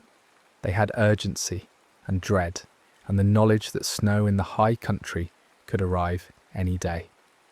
They pushed forward, climbing the rough trail toward what would later be called Donner Pass, trying to cross before the weather turned. On October 28th, the first major blizzard arrived. It came fast, the way storms in the mountains often do. Clouds thickening, temperature dropping, wind picking up until it felt like a living thing pressing against your face. Snow began to fall, heavy and wet, accumulating faster than you could clear it. The trail, already narrow and difficult, disappeared under white. The wagons stopped. The oxen couldn't pull through drifts that deep. The people, exhausted and cold, realized with a kind of slow, creeping horror that they were not going to make it over the pass. Not that day, not that week, maybe not at all. They were trapped, not lost, they knew where they were. The pass was right there, just ahead, visible on clear days as a gap in the mountains. But knowing where you are doesn't help when the path forward has been erased by snow and wind and cold, so deep it makes your lungs ache. The party split into camps, some at the eastern base of the pass near what would later be called Donner Lake, others a few miles back at Alder Creek. They built shelters, rough cabins, lean-tos, anything that could hold heat and block wind. They settled in to wait, hoping the weather would break, hoping someone would come, hoping the food would last. Winter in the mountains has a weight to it that's hard to describe if you've never felt it. It's not just cold. Cold is a temperature, something you can measure and prepare for. This was something else, a presence, a pressure, an erasure of options. The storms came in waves, sometimes days apart, sometimes back to back, with barely a breath between them. Snow piled up until the cabins were half buried. Drifts rose higher than a person's head. The world shrank to the size of a shelter, a fire, the space between you and the people you were trying to keep alive. Days blurred together. You woke up cold, you tried to stay warm. You rationed food, a little dried meat, a little flour, a scrap of something saved from before. You kept children quiet because crying used energy, and energy was something you couldn't afford to waste. You listened to the wind at night, a constant howl that sounded almost like voices, and you waited for morning because morning meant light, and light meant you'd survived another night. Time distorted. A week could feel like a month could feel like a year. The calendar stopped mattering in the usual way. What did it matter if it was November or December when every day looked the same, felt the same, demanded the same small acts of survival? And yet time still moved, indifferent and steady, pulling you deeper into winter with every storm that passed. The food ran out in stages, first the flour, then the dried meat, then anything that could reasonably be called food. People boiled hides to extract whatever nutrition remained in the leather. They ate bones. They scraped bark from trees and boiled it into a thin, bitter broth. Hunger is a strange companion. At first it's sharp, demanding, impossible to ignore. Then it becomes a constant hum, a background noise you learn to live with, even as it weakens you, even as it makes every movement slower and every decision harder. Children asked questions. When will we leave? When will someone come? Is there food tomorrow? The adults tried to answer in ways that wouldn't add fear to hunger, wouldn't make the waiting harder than it already was. But the truth was, no one knew. No one knew when the weather would break. No one knew if anyone outside even realized they were trapped. No one knew how long a person could survive on nothing. The storms didn't arrive on a schedule. That was part of the terror. You might have 3 days of clear weather, just enough to think maybe it's over. Maybe we can try to move. And then another blizzard would roll in and bury everything again. The snow became a kind of calendar, a way to mark time. This storm, that storm. The one that lasted 4 days. The one that came at night and buried the door so you had to dig your way out in the morning. Hope became a careful, private thing. You didn't say it out loud because saying it felt like inviting disappointment. You held it quietly, like a small flame you had to protect from wind. Maybe someone would come. Maybe the weather would clear long enough to try. The pass. Maybe there was food left somewhere you hadn't thought to look. Maybe. By mid-December, it was clear that waiting was not a strategy. It was just slow surrender. A group began to form, quietly at first, then with more urgency. A small party of the strongest, the ones who could still walk, who could still carry a pack, who could still believe they had enough left to make it through the mountains on foot. They called themselves the Forlorn Hope, a name that carried its own grim honesty. 17 people, men and women, some with children left behind in the camps, set out on makeshift snowshoes, carrying what little food remained, aiming for the western settlements in the Sacramento Valley. They left on December 16th, stepping into a landscape that had become alien, white in every direction, cold enough to freeze skin in minutes, silent except for the crunch of snow and the rasp of breath. The journey was supposed to take a week. It took more than a month. Storms caught them in the open. Food ran out within days. The cold became a physical enemy, something that hunted them, crept into their clothes, their boots, their bones. People began to die from exhaustion, from exposure, from the slow shutdown of a body that has nothing left to burn. The survivors made decisions that were too heavy to detail, choices born from a desperation so complete it erases the usual lines between what is thinkable and what is not. They kept moving because stopping meant dying. They kept moving because somewhere ahead, beyond the snow and the mountains and the endless white, there were people who didn't know they were dying, who couldn't help because they didn't know help was needed. On January 17th, 1847, 7 survivors of the Forlorn Hope staggered into a settlement in the Sacramento Valley. They were skeletal, frostbitten, barely coherent, but they carried a message. There are people trapped in the mountains, dozens of them, families, children. They're dying. You have to go now. The news spread fast. Relief efforts began to organise, though winter made everything harder. The mountains were still locked in snow. The trails were impassable for wagons, difficult even for people on foot. But the urgency was clear, and groups of men began to assemble, volunteers, guides, people who knew the mountains and were willing to risk the journey. The first rescue party left in early February, climbing back into the snow with packs of food and supplies. They reached the camps on February 19th, 1847, emerging from the trees like ghosts, like an answer to prayers that had been whispered so many times they'd stopped feeling like prayers and started feeling like just words you said to fill the silence. The relief parties found people who barely looked like people anymore, thin beyond recognition, weak beyond movement, eyes that had seen too much and now looked at rescuers with a kind of stunned disbelief. Is this real? Are you real? Will you stay? The rescuers distributed food carefully, knowing that bodies that starved can't handle abundance, that eating too much too fast can kill. They assessed who could walk and who couldn't, who could be moved immediately, and who would need to wait for the next group, because there had to be a next group. The first rescue party couldn't carry everyone out. The snow was too deep, the distance too far, the people too weak. So they took who they could, mostly children, mostly the ones who could still walk if someone held their hand, and they started back down the mountain, leaving others behind, with the promise that more help was coming. The promise was kept.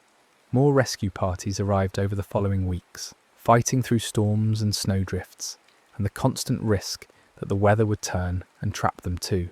Each group took more survivors, carrying those who couldn't walk, guiding those who could, moving in slow, careful lines down slopes that in summer would be easy and in winter felt like descending through another world entirely.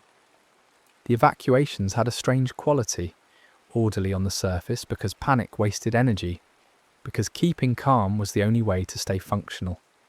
But underneath there was chaos, the silence of deciding who goes first and who waits, the weight of small bundles, tokens, letters, scraps of home that people couldn't bear to leave behind, even when leaving behind meant survival. The strange emotional clash of seeing green again, after months of white, of feeling sun that actually carried warmth, of realising that the world outside the mountains had continued as if nothing had happened. By late April 1847, the last survivors came out of the mountains. The winter arc was over. The road continued, but everyone was changed. Of roughly 87 people in the Donner Party, about 46 survived. The numbers are approximate because records from the time are incomplete, because some people joined the party late or left early, because chaos doesn't keep careful lists, but the scale is clear.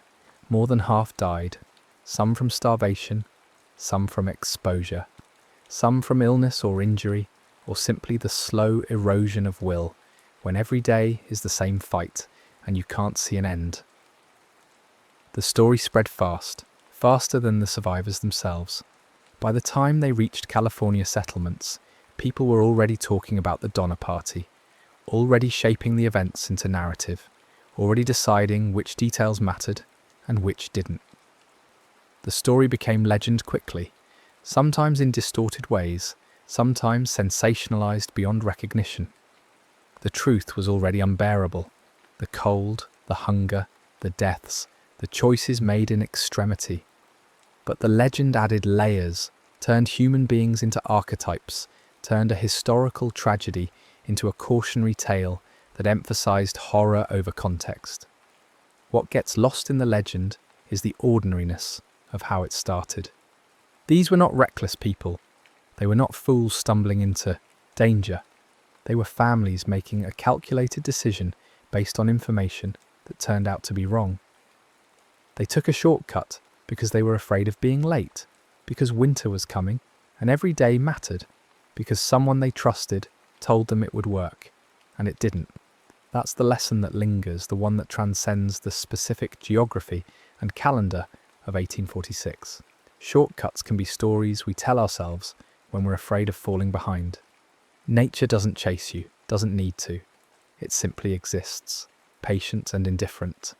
And if you mistime your arrival, if you underestimate the distance, or the difficulty, or the speed at which weather can change, it will close around you like a door you can't reopen.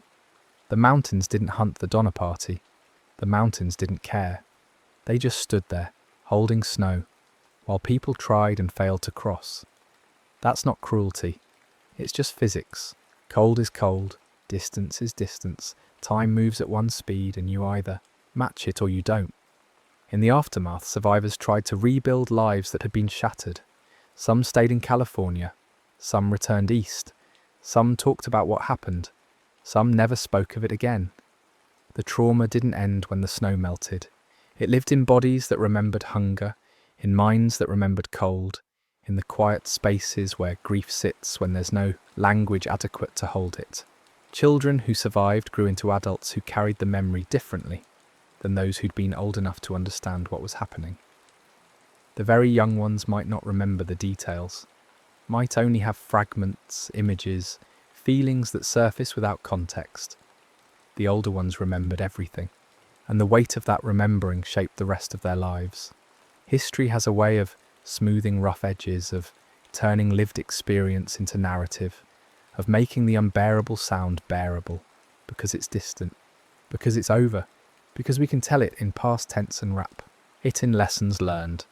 But the people who lived through that winter didn't experience it as history. They experienced it as now, as the endless present tense of survival, as the minute-by-minute negotiation of how to stay alive when everything necessary for life is running out.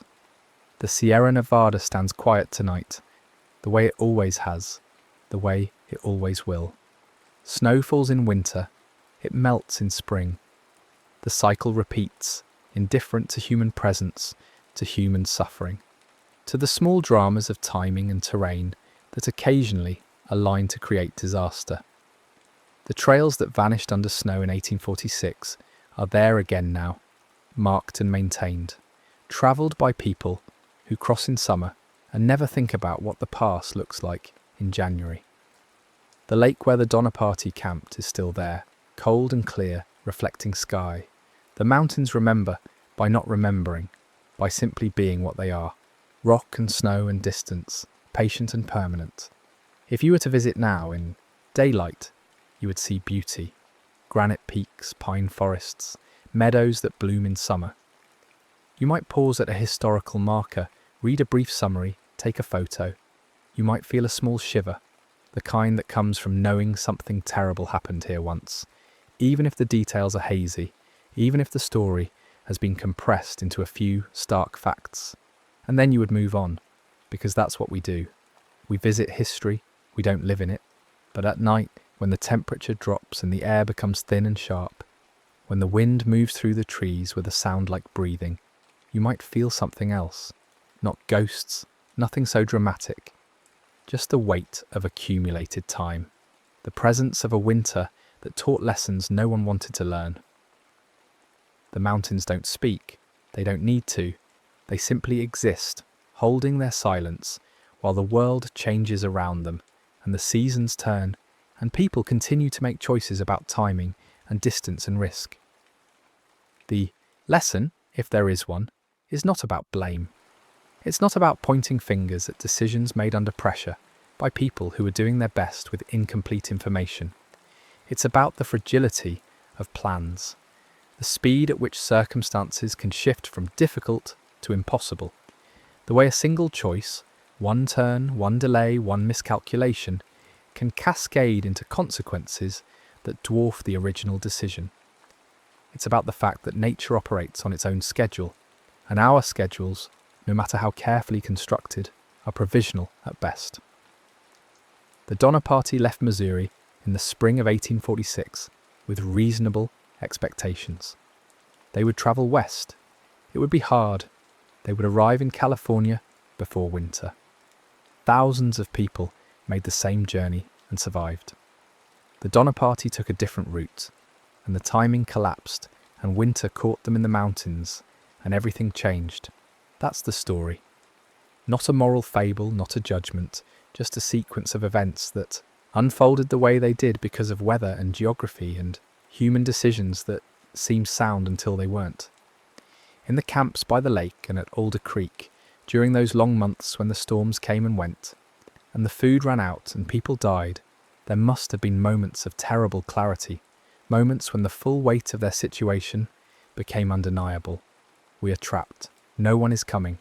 We might die here, and in those moments, the mind does strange things. It bargains, it denies, it searches for hope in places where hope has no logical basis. It tells stories to keep itself intact, stories about rescue that's just over the next ridge, about weather that will break tomorrow, about strength that will somehow return, even though there's nothing left to burn. And sometimes those stories are true. Rescue did come, the weather did break, some people did survive, did walk out of the mountains, did feel sun on their faces again, and eat food that wasn't leather or bones, and sleep in beds that didn't require digging out from snow first. The stories that kept them alive long enough for rescue to arrive were not lies, they were tools, necessary fictions that became necessary truths because believing them made survival possible. But the cost was high. Survival came with a price that couldn't be calculated, in miles travelled or pounds of food consumed. It came with the price of witnessing, of making choices, of living through events that would replay in memory for the rest of their lives. The survivors carried the mountains with them forever, not as a place they'd visited, but as a place that had marked them, changed them, made them into different people than they'd been before. Years later, when journalists and historians asked survivors to recount their experiences, some spoke freely, some spoke reluctantly, some refused entirely. The ones who spoke often struggled to find words adequate to the experience. How do you describe cold that makes your teeth ache? How do you describe hunger that goes beyond pain into a kind of numbness?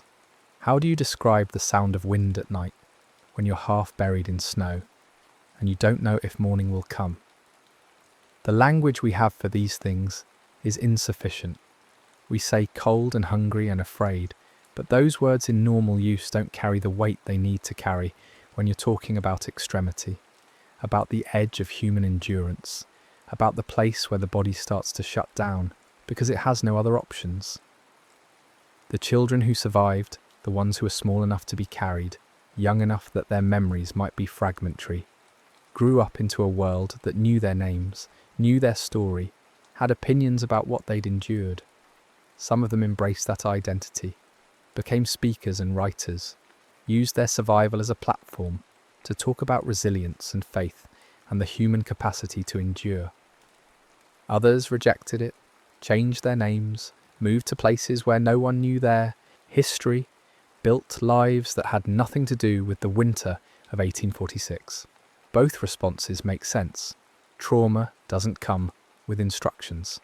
You survive it however you can, and then you live with it however you must. The rescuers, too, carried the experience. The men who climbed into the mountains in February and March and April, who saw what starvation looks like, who carried children, who weighed almost nothing, who left people behind, knowing they might not make it back in time. They came down changed. Some had nightmares, some couldn't talk about it, some talked about it constantly, trying to process what they'd seen, trying to make sense of how quickly a person can go from alive to almost dead. How thin the line is between survival and collapse. One of the recurring themes in survivor accounts is the silence. Not the absence of sound. There was plenty of sound, wind and storms, and the creak of cabins settling under snow. But the human silence, the way people stopped talking because talking required energy, and energy was something you hoarded. Conversations became brief, functional. Pass the water. How are the children? Did you hear that? Questions and answers compressed to their smallest possible form. The long meandering talks that happen around campfires, the stories and jokes and complaints and observations, those disappeared. What remained was essential communication, stripped of everything except necessity. And in that silence, people were left alone with their thoughts, with fear, with grief, with the slow realization that they might die here, that this might be the end, that the mountains they'd hoped to cross would instead become their grave.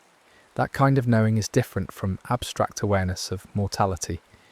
Everyone knows they'll die eventually, but knowing you might die today, or tomorrow, or next week, knowing that death is not a distant inevitability, but a present possibility creeping closer with each day the food doesn't arrive, that changes how you think about everything. Some people responded with prayer, some with anger, some with a kind of numb acceptance, some with frantic activity, as if staying busy could keep death at bay. There's no single right way to face your own potential end. People did what they could with what they had, emotionally, and spiritually, and physically. They endured. That's the simplest and most accurate word. They endured until enduring became surviving, until surviving became rescue, until rescue became aftermath. The Sierra Nevada in winter is not inherently hostile. It's simply itself, a place where weather happens, where snow accumulates, where temperatures drop, and wind blows and the landscape transforms into something that doesn't accommodate human plans. In other seasons, the mountains are approachable. People hike and camp and fish and climb. They take photographs. They marvel at the views. The mountains allow this, not because they're generous, but because conditions permit it. In winter, conditions don't permit it. The mountains don't change. Our ability to move through them does. This is not a metaphor. It's physics. Cold is cold. Snow is snow. Distance is distance. The Donner Party understood this intellectually. They knew winter in the mountains was dangerous, knew they needed to cross before the snow came. But understanding something intellectually and experiencing it viscerally are different.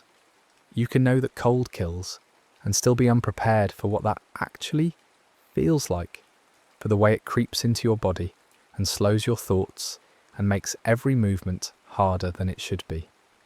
You can know that hunger weakens and still be unprepared for the way it empties you out, turns you into something that barely recognizes itself. The story of the Donner Party is often told as a cautionary tale about poor planning, about taking bad advice, about the dangers of shortcuts. And those elements are present. But the deeper story is about time and chance, about the way small delays accumulate into disaster, about the razor-thin margin between we made it and we didn't. If they'd been a week earlier, if the storms had been a week later, if the shortcut had been what it promised. If. History is full of ifs that don't matter because they didn't happen, but the people living through those moments didn't know which ifs would matter and which wouldn't. They were making decisions in real time, with limited information, trying to choose the best option from a set of imperfect choices. And they got it wrong, not because they were stupid or reckless, but because the information they had was incomplete, and the person who gave them that information was overconfident, and the margins were thinner than anyone realized. By the time they understood the mistake, it was too late to correct it. They were committed. All they could do was keep moving forward and hope it would be enough. It wasn't enough, not for everyone. By late spring, when the last survivors were finally out and the mountains were greening and the snow was melting into streams that fed the valleys below, the physical journey was over. But the story was just beginning. Newspapers picked it up. Writers embellished it. Details were added, removed, distorted, sensationalized. The human beings became characters. The tragedy became legend. And the legend, like all legends, took on a life of its own, separate from the people who'd actually lived it. The survivors faced this legend for the rest of their lives. Some fought against it, tried to correct the record, insisted on the truth of what happened versus what people said happened. Others gave up, let the legend be, figured that fighting it was more exhausting than just living with it. Either way, they couldn't escape it. The Donner Party was famous, infamous, a story everyone knew or thought they knew, even if what they knew was more myth than history. What does it do to a person to have the worst period of their life become public property? To know that strangers discuss your suffering over dinner, debate your choices, judge your decisions? To see your trauma turned into entertainment, into cautionary tale, into the subject of books and articles and lectures? The survivors of the Donner Party didn't ask for that. They were just trying to get to California. They made a choice that didn't work out. And for the rest of their lives, that choice defined them in the eyes of the world. But they were more than that choice. They were parents and children and siblings and friends. They had lives before the mountains and lives after. They had hopes and fears and dreams that had nothing to do with snow or hunger or survival. They were whole people, complex and contradictory, funny and boring and kind and frustrated and ordinary. The mountains were a chapter, a terrible chapter, but not the whole story. Still, it's the chapter people remember. The chapter that gets told and retold, that gets examined and analysed and turned into lessons about human nature and endurance and the limits of hope. And maybe that's inevitable. Tragedy has a gravity that pulls attention. Ordinary happiness doesn't.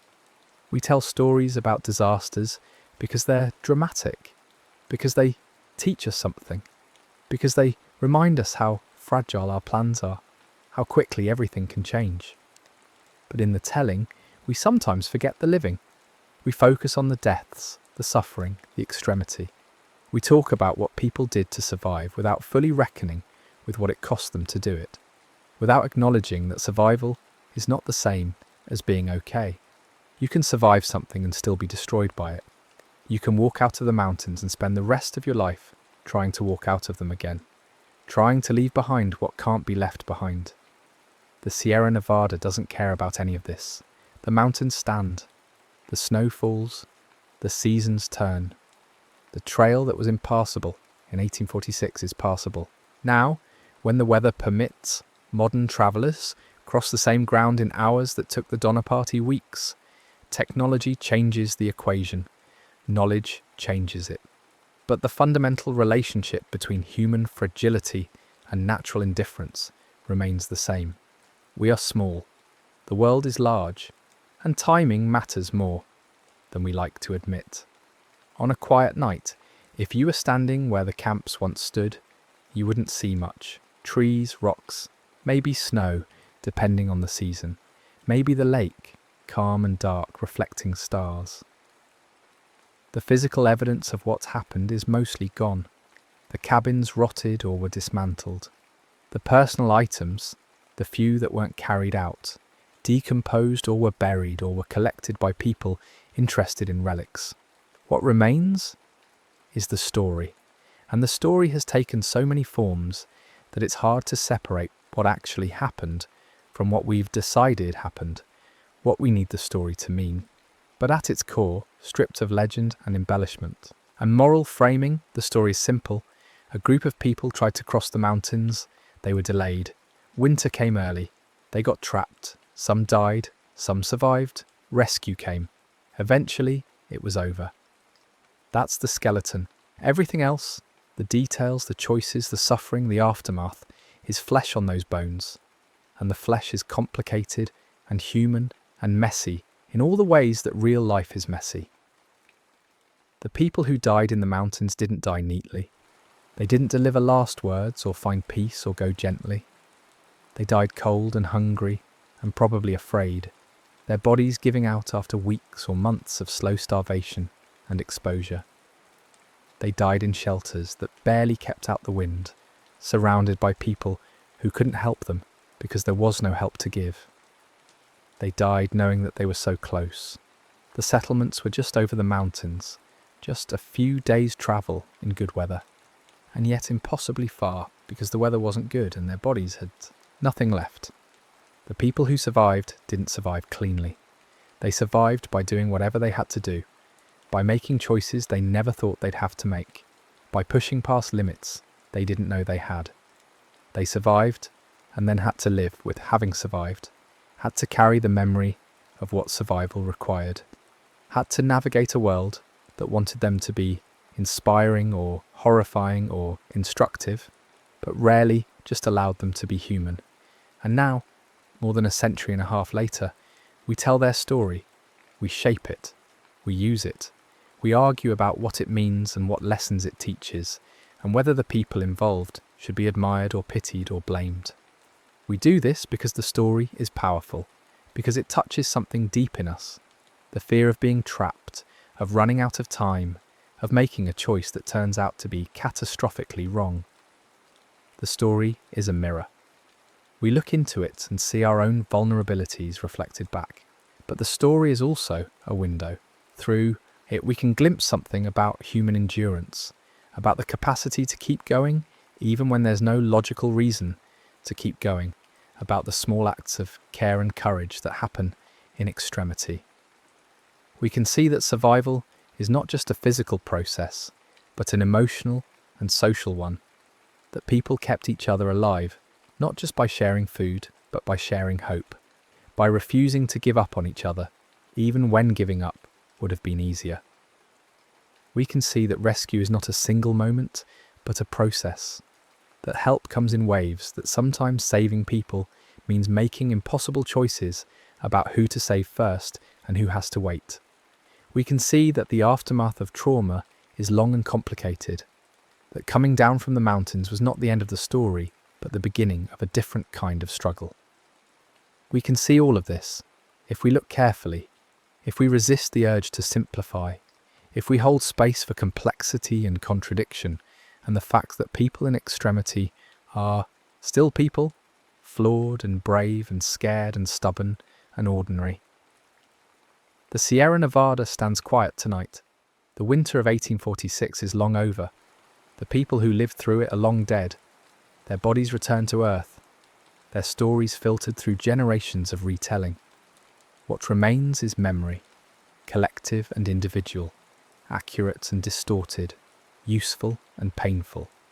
What remains is a reminder that the mountains are patient, that nature operates on its own terms, that timing matters, that small choices can have enormous consequences. What remains is also this: the knowledge that people can endure almost anything if they have to, that survival is possible even in impossible circumstances, that rescue can come even when hope has worn thin, that the story doesn't end with the disaster, but continues into aftermath and recovery and the long work of living with what happened. This is not a comfortable knowledge. It doesn't resolve into easy lessons or clear morals. It sits in the space between tragedy and resilience, between individual choice and collective circumstance, between the specific history of 1846 and the universal human experience of facing impossible situations with insufficient resources. The mountains don't offer answers. They just stand there, holding their snow, marking their seasons, indifferent to human questions. And maybe that's the point. Maybe the story of the Donner Party is not about finding meaning, but about sitting with the fact that sometimes there is no meaning. Sometimes disaster is just disaster. Sometimes people suffer and die and survive for reasons that don't add up to a satisfying narrative. Or maybe the meaning is simpler. Be careful with time. Respect the natural world. Understand that your plans are provisional. Help each other when you can. Keep moving when you must. Hold hope gently, and remember that the mountains will still be here long after your story is over. Tonight your room is warm, Your breath is slow. This story is finished for now. The mountains stay in history, patient and permanent, while you stay here, safe, resting. You don't have to solve winter tonight. You don't have to cross anything. You can let your body sink into comfort. Let your mind release its grip on the details. Let the weight of the story settle somewhere it can't disturb your sleep. Breathe in, slow and steady. Breathe out, even slower. The past is past. The mountains are distant. You are here, now, in this moment. And this moment is gentle. Let it hold you. Let the story fade into the background. Become just one more thing you know. One more piece of history that lives in the world without requiring anything from you right now. Close your eyes if they're not closed already. Feel the weight of your body, the security of your bed, the quiet around you. The Sierra Nevada stands somewhere out there in the dark, covered in snow or bare under stars, doing what it has always done. Just being, just existing, just holding its place in the world. And you're here, breathing, resting, safe. The journey is over. The mountains are quiet. Sleep can come now, gentle and slow, like snow falling on distant peaks, like time moving forward while you rest, like the long exhale at the end of a story that's been told and can now be set aside. You are warm, you are safe. The story is finished. Sleep. The next story is about to begin. Please relax and enjoy. The clocks in the control room of Reactor Unit 4 clicked forward past midnight, and Alexander Akimov settled into his chair with the particular kind of tired focus that comes from working nights. Around him, the control room hummed with the low industrial symphony he'd learned to read like music. Cooling pumps maintaining their rhythm, ventilation systems cycling air through concrete corridors, indicator lights painting the panels in steady greens and ambers. The reactor was stable at reduced power, coasting toward a planned maintenance shutdown, and the paperwork on his desk outlined a safety test scheduled for later in the shift. Nothing about April 26, 1986 felt unusual. The coffee was bitter in the same familiar way. The handoff from the evening crew had been routine. Outside, the town of Pripyat was sleeping under a clear sky, and if you'd asked anyone in that control room what kind of night they were expecting, the answer would have been simple. Ordinary. Akimov was the shift foreman, which meant the test was his responsibility to coordinate, though the real authority in the room came from Deputy Chief Engineer Anatoly Dyatlov, who'd arrived to oversee the procedure. The test itself had a reasonable purpose, verifying that the reactor's turbines could produce enough electrical power during their coast down to keep essential cooling systems running in the event of a grid failure, at least until the emergency diesel generators could start up. It was the kind of engineering question that sounds prudent in a planning meeting. Can our safety margins handle this specific scenario? The test had been delayed from the day shift, pushed forward into the night, because the electrical grid still needed the reactor's power output during the afternoon. So here they were, working through a checklist that had been designed months earlier, trying to maintain control over a reactor that was supposed to be slowing down but kept drifting in ways that required constant adjustment. Leonid Toptunov, the senior reactor control engineer, sat at the main control panel with his hands near the switches that governed the control rods, the neutron-absorbing mechanisms that determined how fast the nuclear reaction proceeded. He was young, technically skilled, and trying to keep the reactor at the prescribed power level for the test, which was proving harder than the procedure suggested it would be. The reactor had dropped too low earlier in the evening, falling to around 30 megawatts when they needed it to stabilise at 700. Getting it back up meant withdrawing control rods, pulling back the materials that slow the reaction, and that meant operating with fewer safety margins than the design intended. Toptunov knew this. Everyone in the room knew this, but the test had already been delayed once, and there was pressure, unspoken but present, the way pressure always is in hierarchical systems, to complete what they'd started. The RBMK reactor design had characteristics that didn't advertise themselves clearly to operators. It was huge, modular, built in a way that let the Soviet Union construct nuclear capacity quickly without requiring the massive containment domes that Western designs used. But it had quirks. At low power, the reactor became less stable. If power started to rise, certain feedback effects could amplify that rise instead of dampening it. The control rods, which were supposed to be a safety mechanism, had graphite tips that could briefly increase reactivity when they were first inserted. A design feature that seemed negligible on paper but mattered desperately in the specific conditions they were creating that night. None of this was secret. Engineers knew it. But knowing something in a training manual and feeling it in your body as you watch power levels fluctuate are different kinds of knowledge. Around 1 a.m, the reactor was running in a configuration that violated multiple safety protocols. Too many control rods had been withdrawn. The automatic shutdown systems had been deliberately disabled to prevent them from interrupting the test. The emergency core cooling system was disconnected. Each decision had seemed justified in the moment, necessary to complete the procedure, acceptable because the reactor seemed stable, defendable because authority figures had approved the plan. This is how systems fail. Not because someone twirls a mustache and decides to cause a disaster, but because a series of small choices, each made with some justification, compound into a situation where the margins of error have been stripped away and the machine is being held in place only by the continued absence of anything unexpected. At 01:23:04, the test began. Turbine feed valves were closed to simulate a loss of power, and the turbines started their coast down, their massive momentum gradually converting to the electricity that was supposed to keep cooling pumps running. For a few seconds, the scenario unfolded as planned.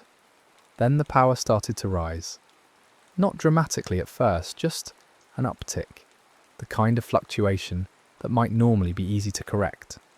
But with so many control rods already withdrawn, with the reactor in a state where rising power created conditions that encouraged more rising power, the increase didn't stop when Topchinov moved to stabilize it. The operators hit the emergency shutdown button, the AZ5 switch, which should have driven all the control rods into the core and halted the reaction. But those graphite tips went in first, and in the lower part of the reactor where they entered, reactivity increased. The power surge that followed happened faster than human reaction time. In a few seconds, the reactor went from unusual to uncontrollable to physically impossible. Thermal energy building beyond what the materials could contain, fuel rods rupturing, steam pressure rising until the fundamental structure of the core couldn't hold. The first explosion was likely a steam explosion, water flashing to vapour with such force that it blew the 1,000-ton reactor cap off its housing. The second explosion followed almost immediately, possibly from hydrogen, possibly from the rapid expansion of vaporized fuel. The explosions tore through the building's roof, scattered burning graphite and fuel across the facility, and exposed the remains of the reactor core directly to the night air. Radiation that should have been contained inside layers of shielding and cooling systems was suddenly atmospheric, pouring upward in the heat plume from burning graphite, drifting on winds that didn't respect the boundaries anyone had drawn on safety maps. In the control room, the explosion felt like the building itself had convulsed. Lights failed, debris rained, alarms that were supposed to provide information instead created chaos. Too many signals, too much noise, and the minds trying to process it all were still working with the assumption that this was a problem with a solution, a malfunction that could be managed if they just understood what had broken. Akimov and Topchinov, along with others in the control room, initially refused to believe that the reactor had been destroyed. They'd spent years learning that the reactor was robust, that its systems had redundancy, that catastrophic failure wasn't supposed to be possible. When Dyatlov insisted the core was intact, and ordered them to begin emergency cooling procedures, they tried. They went into corridors filled with dust and steam, trying to open valves manually, trying to pump water into a reactor that no longer existed in the form they imagined. Outside the main building, the night had changed in ways that fire crews could see but not understand. Flames rose from the turbine hall where burning debris had landed. The roof glowed. Smoke carried particulates that measured lethality in units most people never learn. The first firefighters from the plant zone brigade arrived within minutes, and those from Pripyat's fire station soon followed. They saw a building fire, which is a problem they knew how to fight. They unreeled hoses, climbed ladders, directed water onto visible flames, and worked with the kind of focused urgency that comes from training and courage. What they couldn't see was that they were operating inside a radiation field strong enough to deliver lethal doses in minutes. The graphite burning on the roof wasn't just a fuel source for the fire.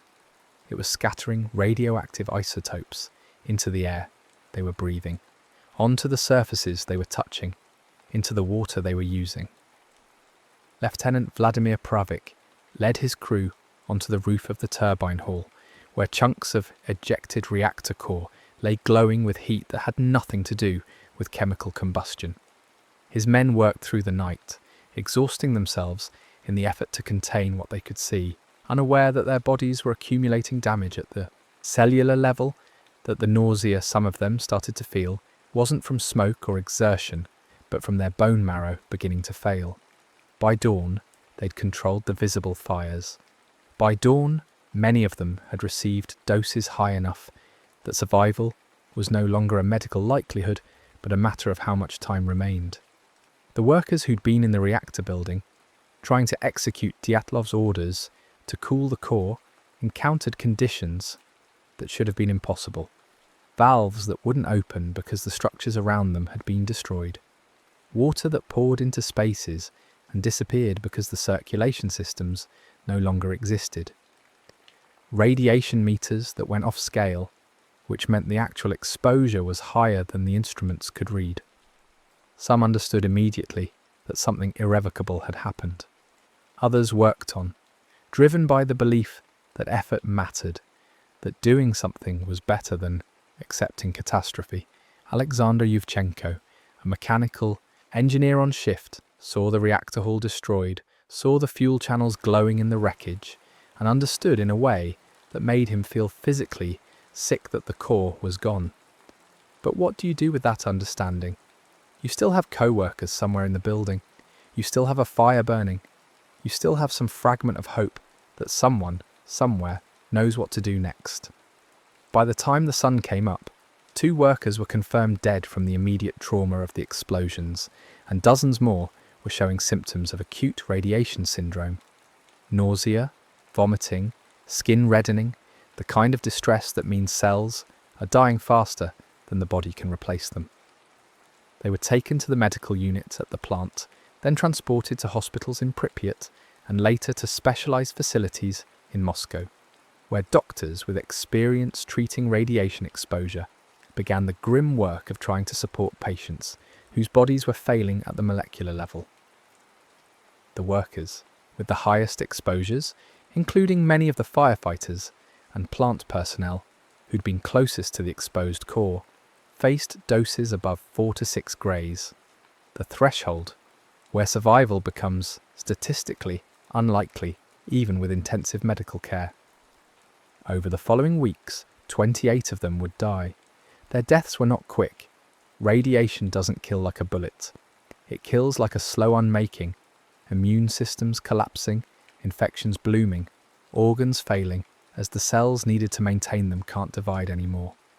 In Pripyat, morning arrived with an unsettling normalcy. The explosion had been loud enough to wake some residents, but the city was 3 kilometers from the plant, and explosions in industrial settings, while alarming, aren't necessarily interpreted as catastrophic. Some people looked toward the plant and saw smoke. Some called friends who might have information. Some went back to sleep. Children woke up for school. Adults prepared for work. The mechanisms of daily life continued, because there was no visible rupture in the social order, no announcement, no sirens wailing the specific pattern that means evacuate immediately. The radiation moving through the air didn't make itself known in any human perceptible way.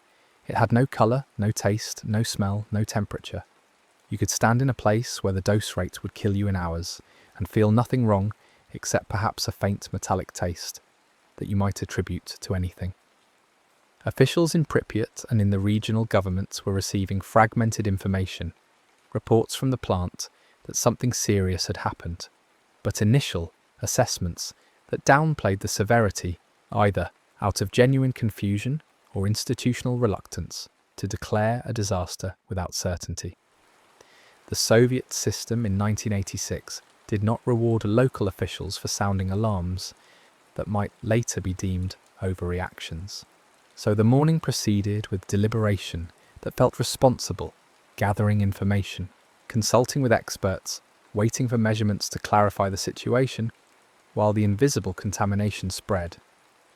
Children played outside, people went to the market, a wedding took place.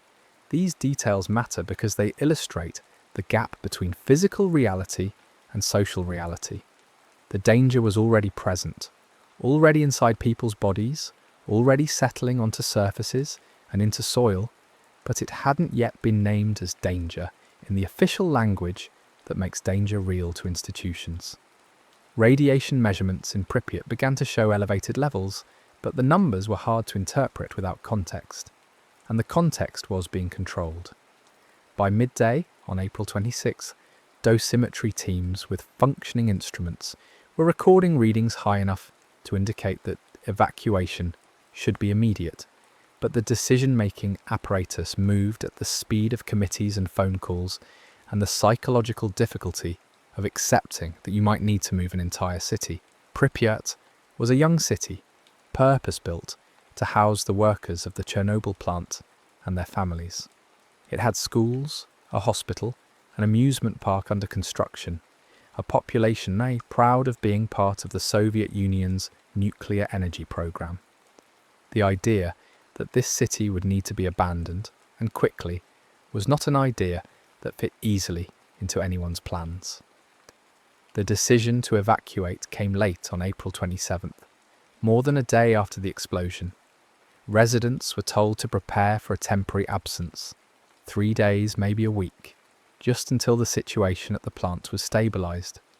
They were instructed to bring minimal belongings, to leave their apartments secure, to proceed in an orderly fashion to the buses that would transport them to other towns. The tone was calm, even reassuring. This was a precaution, not a disaster. People believed it because believing it allowed them to stay composed, to pack a small bag instead of confronting the possibility that they might never return. They left behind family photographs, furniture arranged just so, dishes in the sink, books half read, children's toys on bedroom floors. The city emptied in a matter of hours, roughly 45,000 people moving through the streets toward buses, and then the buses moving away, and then the city standing empty in the spring afternoon, still intact, still waiting, as if its residents might return any moment. They would not return. The radiation levels in Pripyat would remain too high for permanent habitation, and the decision that felt temporary would become permanent. Years later, when journalists and photographers visited the abandoned city, they would find those half-finished lives frozen in place.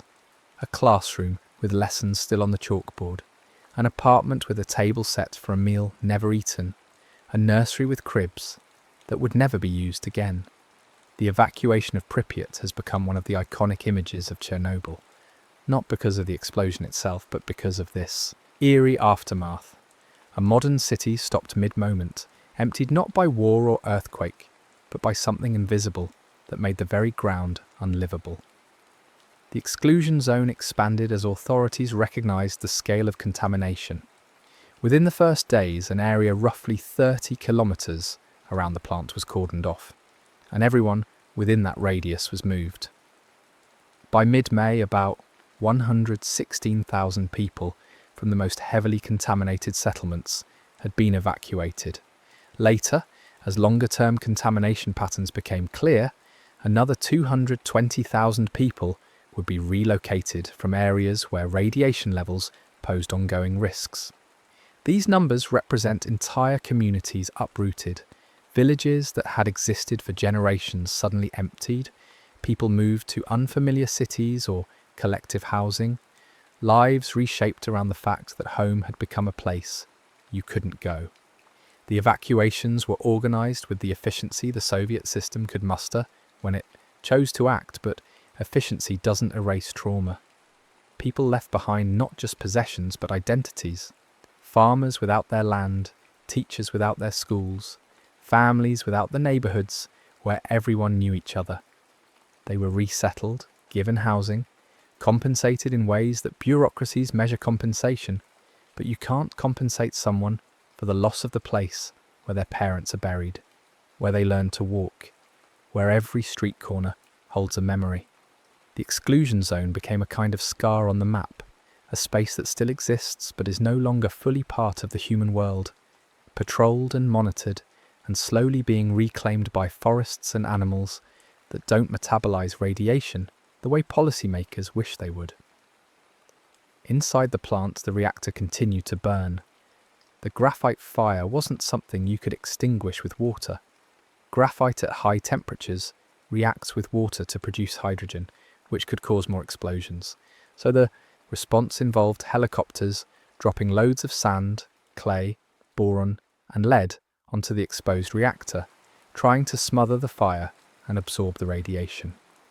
Helicopter pilots flew mission after mission through air thick with radioactive particles, manoeuvring over the gaping wound of Unit 4, releasing their loads and banking away, knowing that each flight accumulated dose, that there was no safe way to do what needed to be done. Some of those pilots would later develop radiation-related illnesses. Some would die. The official narrative praised their heroism, which was real, but heroism doesn't make the consequences less severe. By early May, the fire was finally under control, but the reactor remained lethally radioactive, and the structure around it was unstable. Engineers and officials began planning a massive containment structure, what would later be called the sarcophagus, a concrete and steel shell to entomb the reactor and prevent further release of radioactive material. Building it required workers to operate in fields of radiation, intense enough that time limits were measured in seconds. Crews would run in, perform a task, weld a piece of metal, pour concrete, install a support, and run out before their dosimeters hit the maximum allowable exposure. Thousands of workers rotated through the site, each contributing a small piece of the containment effort, each accumulating dose that would stay with them for the rest of their lives. The sarcophagus was completed by November 1986, a brutal industrial feat accomplished by treating human bodies as expendable resources, dosing them up to limits and then rotating in fresh workers over and over until the structure stood. The radiation released from Chernobyl didn't respect borders. Winds carried it northwest over Belarus, north into Scandinavia, west across Europe. Countries thousands of kilometers away detected radioactive isotopes in their air and rainwater. Sweden's radiation monitors registered the contamination before Soviet officials had publicly acknowledged the severity of the accident. The plume moved according to atmospheric dynamics, weather patterns, precipitation, the chaotic interactions of air masses, depositing cesium-137, strontium-90, and iodine-1 in patterns that were highly uneven. Some areas close to the plant received relatively low contamination. Some areas far away received hotspots where rain had brought particles down in concentrated bursts. Mapping the contamination took months, and the maps kept changing as more data came in, as scientists understood better how the isotopes dispersed, as the political will to acknowledge the full extent of the problem slowly caught up with the physical reality. The most immediate health concern was iodine-131, a radioactive isotope with a half-life of about 8 days, which meant it decayed relatively quickly but was intensely active while present. Iodine concentrates in the thyroid gland, and children's thyroids are particularly vulnerable. In the days and weeks after the accident, iodine once entered the food chain through contaminated grass, which cows ate, which concentrated the iodine in their milk, which children drank. This pathway, reactor to air to grass to cow to milk to child, was understood in principle by experts, but the Soviet response to it was delayed and inconsistent. In some areas, contaminated milk was distributed for days before being pulled from circulation. In other areas, iodine tablets were distributed to saturate the thyroid with stable iodine and prevent uptake of the radioactive version, but the distribution was incomplete, delayed, or never reached remote villages. The result was a cohort of children who received significant thyroid doses, and in the years that followed, rates of thyroid cancer among those exposed as children increased markedly. Studies documented this rise clearly. Populations exposed to higher levels of iodine 31 showed higher incidences of thyroid cancer, with the risk particularly pronounced for those who were young at the time of exposure. By the time patterns became statistically clear, thousands of cases had been diagnosed. Most were treated successfully. Thyroid cancer has a high survival rate with proper medical care.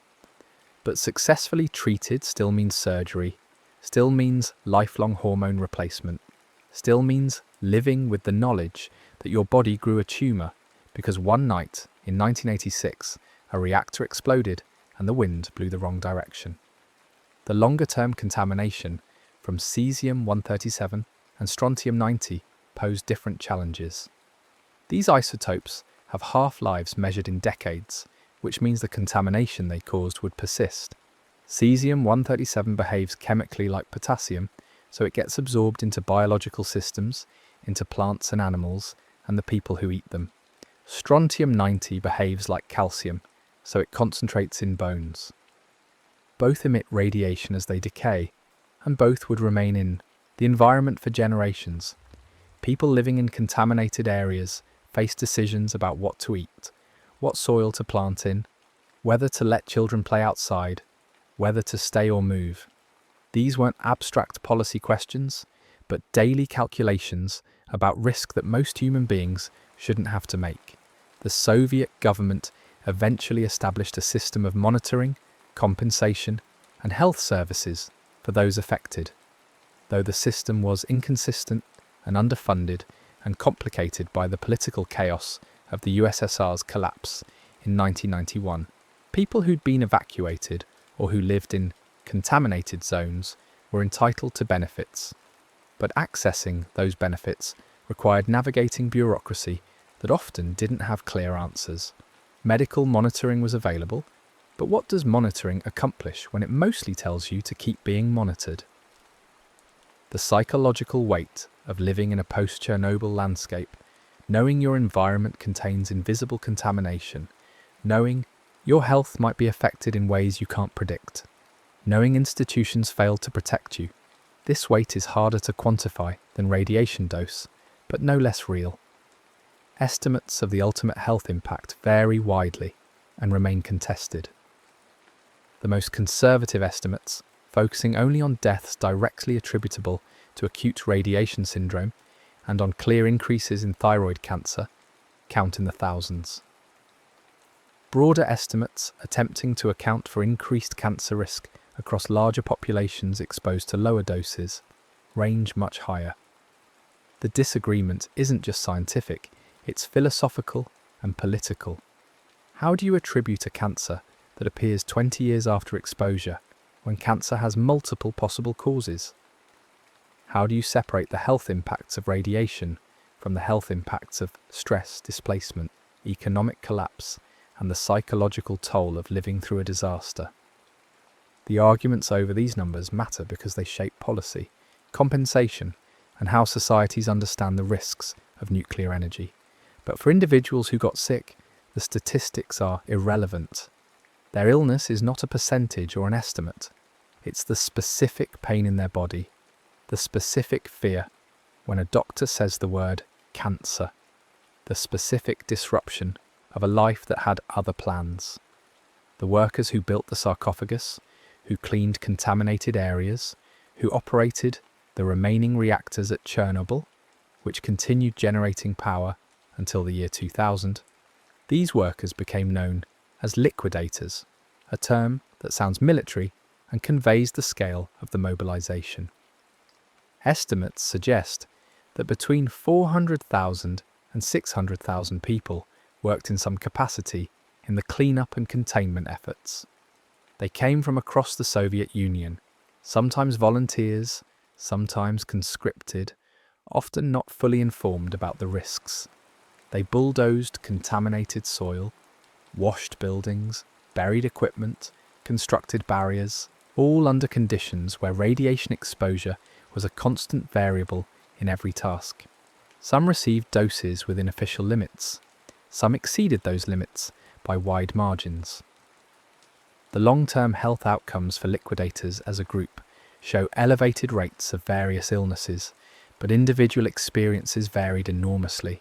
Some lived long, healthy lives. Some developed cancers or other conditions that may or may not have been caused by their exposure. All of them carried the knowledge that they'd been part of something unprecedented, something the world wasn't prepared for. The international scientific community mobilized to study Chernobyl, to understand what had happened and what it meant. The IAEA, the World Health Organization, national research institutions all sent teams to measure, model, and make sense of the disaster. The data they collected has shaped global understanding of radiation health effects, informed safety protocols for nuclear facilities, and provided a grim natural experiment in what happens when containment fails. But the studies also became sites of disagreement. Different organizations reached different conclusions about health impacts, about the effectiveness of evacuations, about the costs and benefits of nuclear energy. Chernobyl became not just a disaster, but a symbol, and symbols get used in arguments that extend far beyond the specific facts of what happened in Ukraine in 1986. For people living in the affected regions, the disaster didn't end when the fire went out or when the sarcophagus was completed. It continued in the form of altered landscapes, reshaped economies, and changed relationships with the environment.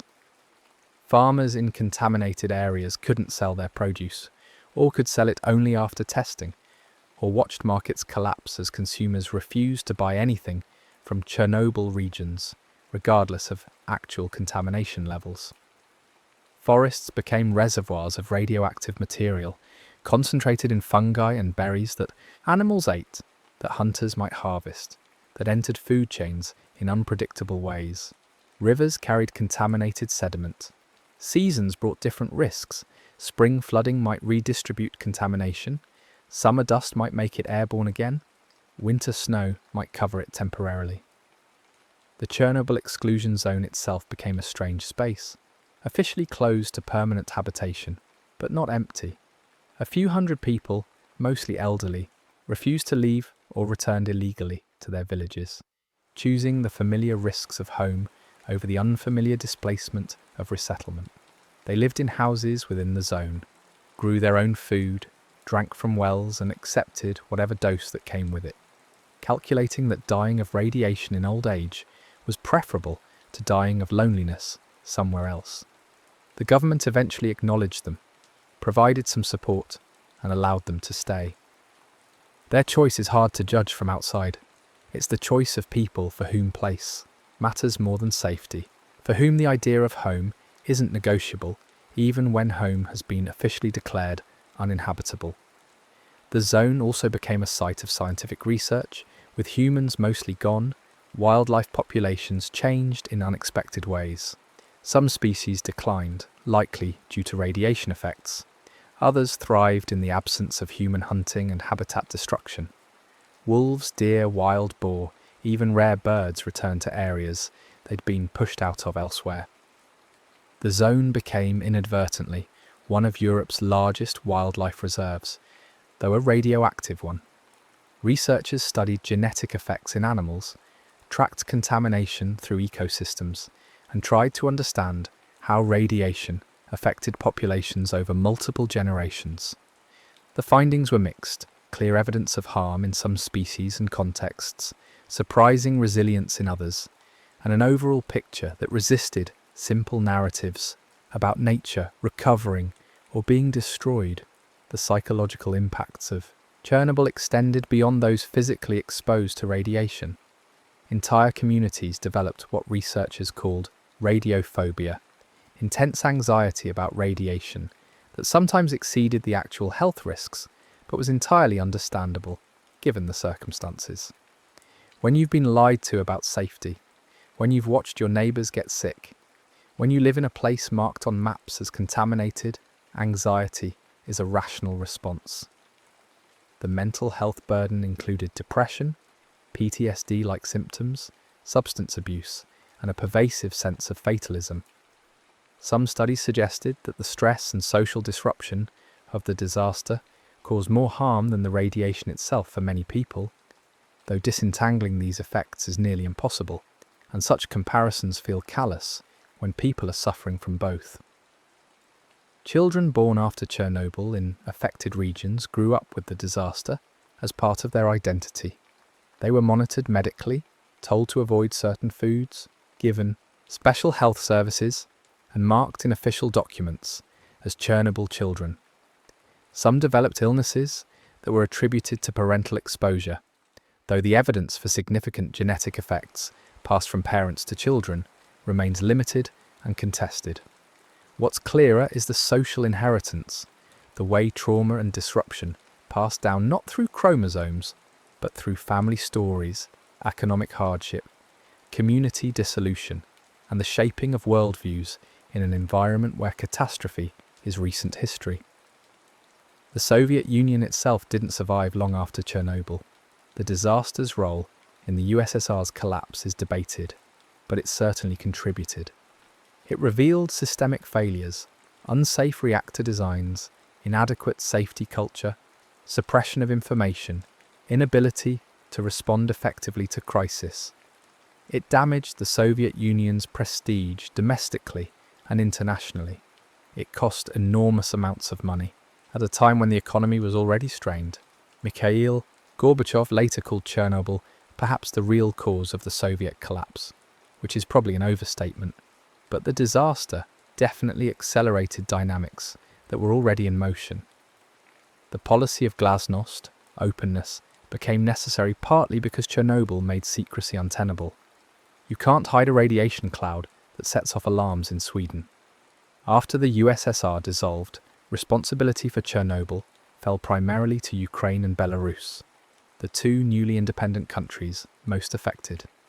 Neither had the resources to manage the ongoing costs, maintaining the exclusion zone, monitoring affected populations, dealing with contaminated land, and most urgently, addressing the deteriorating condition of the sarcophagus.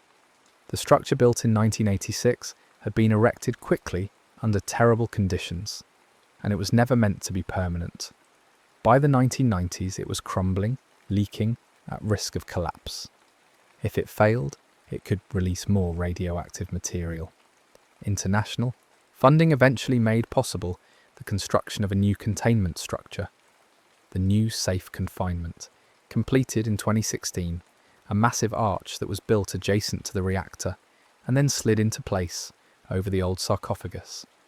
It's designed to last 100 years, which sounds like a long time until you remember that the radioactive material inside will remain hazardous for thousands of years. The question of what to do with Chernobyl in the long term remains unresolved. The reactor still contains roughly 200 tons of nuclear fuel and debris, much of it in forms that are poorly characterized. Removing it would be ideal, but is technically daunting and phenomenally expensive. Leaving it entombed requires maintaining the containment structure indefinitely, which requires political stability and funding that can't be guaranteed across the timescales involved. The surrounding contaminated zone will gradually become less radioactive as isotopes decay, but cesium-137's 30-year half-life means that even after a century, the contamination will still be significant. Some areas might become habitable again in 50 or 100 years. Some might take 300 years. Some might never be worth the effort to reclaim. Chernobyl changed the nuclear power industry globally. The disaster prompted safety reviews, design improvements, and regulatory changes in countries with nuclear programs. The RBMK reactor design was recognized as flawed, and the remaining RBMK reactors in Russia and Lithuania were either shut down or extensively modified. International safety standards were strengthened. Nuclear operators became more willing to share information about incidents and near misses, recognizing that a disaster anywhere affected the industry everywhere. But public perception of nuclear energy was also profoundly shaped by Chernobyl. For many people, the disaster confirmed fears that nuclear power was inherently too dangerous, that the consequences of failure were too severe, that no amount of safety planning could account for human error and institutional failure. The debate over nuclear energy post-Chernobyl is complicated. On one hand, the disaster demonstrated real risks and the catastrophic consequences when things go wrong. On the other hand, nuclear power produces large amounts of electricity with minimal greenhouse gas emissions, which matters in the context of climate change. Some argue that improved reactor designs, better safety culture, and lessons learned from Chernobyl make modern nuclear power acceptably safe. Others argue that the risks remain too high and that renewable energy sources offer a safer path forward. This isn't a debate with a clear right answer. It's a debate about acceptable risk, about what society values, about trade-offs between different kinds of danger. For the individuals directly affected by Chernobyl, these broader debates often feel distant from their actual experience. The plant workers who responded to the disaster, the firefighters who fought the fire, the residents of Pripyat and surrounding areas, the children who drank contaminated milk, the liquidators who worked in the zone. Their lives were changed by specific moments and specific exposures, not by abstract policy discussions. Many of them died earlier than they should have. Many lived with chronic health problems. Many carried psychological scars. Many also lived full lives, raised families, found meaning and joy, and resisted being defined solely by their connection to the disaster. Human resilience is real, even in the aftermath of catastrophe. The memory of Chernobyl has been preserved in various forms. The site itself is now a tourist destination, which is strange but perhaps inevitable. People are drawn to places where extraordinary things happened. The abandoned city of Pripyat, with its rusting amusement park and empty apartment blocks, has become iconic in photography and film. Museums in Ukraine and elsewhere display artifacts and tell the story. Survivors have written memoirs. Oral history projects have recorded testimonies. These preservation efforts matter because institutional memory is fragile, and the people who experience Chernobyl firsthand are aging. In a few decades, there will be no living witnesses, and the disaster will exist only in records, images, and the physical scar of the exclusion zone. What Chernobyl teaches depends on who's learning. For engineers, it's a lesson about safety culture, about the dangers of design flaws, about the importance of questioning authority when procedures seem wrong. For policymakers, it's about crisis response, about the costs of secrecy, about the need for international cooperation in managing transboundary hazards. For ordinary people, it's something more visceral, a reminder that invisible dangers are real, that systems we depend on can fail catastrophically, that the consequences of technological decisions can persist for generations. The disaster also teaches something about the limits of human perception. We're good at responding to dangers we can see, hear, feel. The approaching storm, the lunging predator, the oncoming car. We're much worse at responding to dangers that exist outside our sensory range. Radiation is odorless, colorless, tasteless, silent. You can receive a lethal dose and feel fine for hours or days. This disconnect between physical reality and experiential reality meant that in the first hours and days after the explosion, people continued normal activities in environments that were killing them. Firefighters fought a fire without understanding that the smoke contained gamma emitters. Children played outside while their thyroid glands absorbed radioactive iodine. Residents of Pripyat went about their morning routines on April 26th because nothing in their immediate sensory environment told them to do otherwise. This is one of the eeriest aspects of the Chernobyl story, the way disaster can be fully present but socially invisible until institutions decide to recognize it. The radiation was real from the moment of the explosion, but the disaster, as a social fact, as something people collectively understood and responded to, had a different timeline. It became real in stages, first to the operators who saw the destroyed reactor, then to medical personnel treating the acute radiation syndrome patients, then to officials receiving dosimetry readings, then to residents told to evacuate, then to Europe seeing contamination in their own countries, then to the world watching news reports. Each stage of recognition required someone to interpret data, make a decision, communicate information, and persuade others to act. The gap between physical event and social recognition is where a lot of harm happened. The workers in the control room that night, especially Akimov and Toptunov, have been the subject of both blame and sympathy. Some accounts paint them as some reckless, violating protocols, causing the disaster through negligence. Other accounts emphasize their impossible position, following orders from superiors, working with a reactor design whose flaws they couldn't fully understand, making decisions based on incomplete information in a system that punished deviation from authority. They both died from radiation exposure in the weeks after the disaster, suffering through acute radiation syndrome in Moscow hospitals. They didn't live to defend themselves or tell their full story. The question of culpability is complicated. Yes, protocols were violated. Yes, decisions were made that increased risk.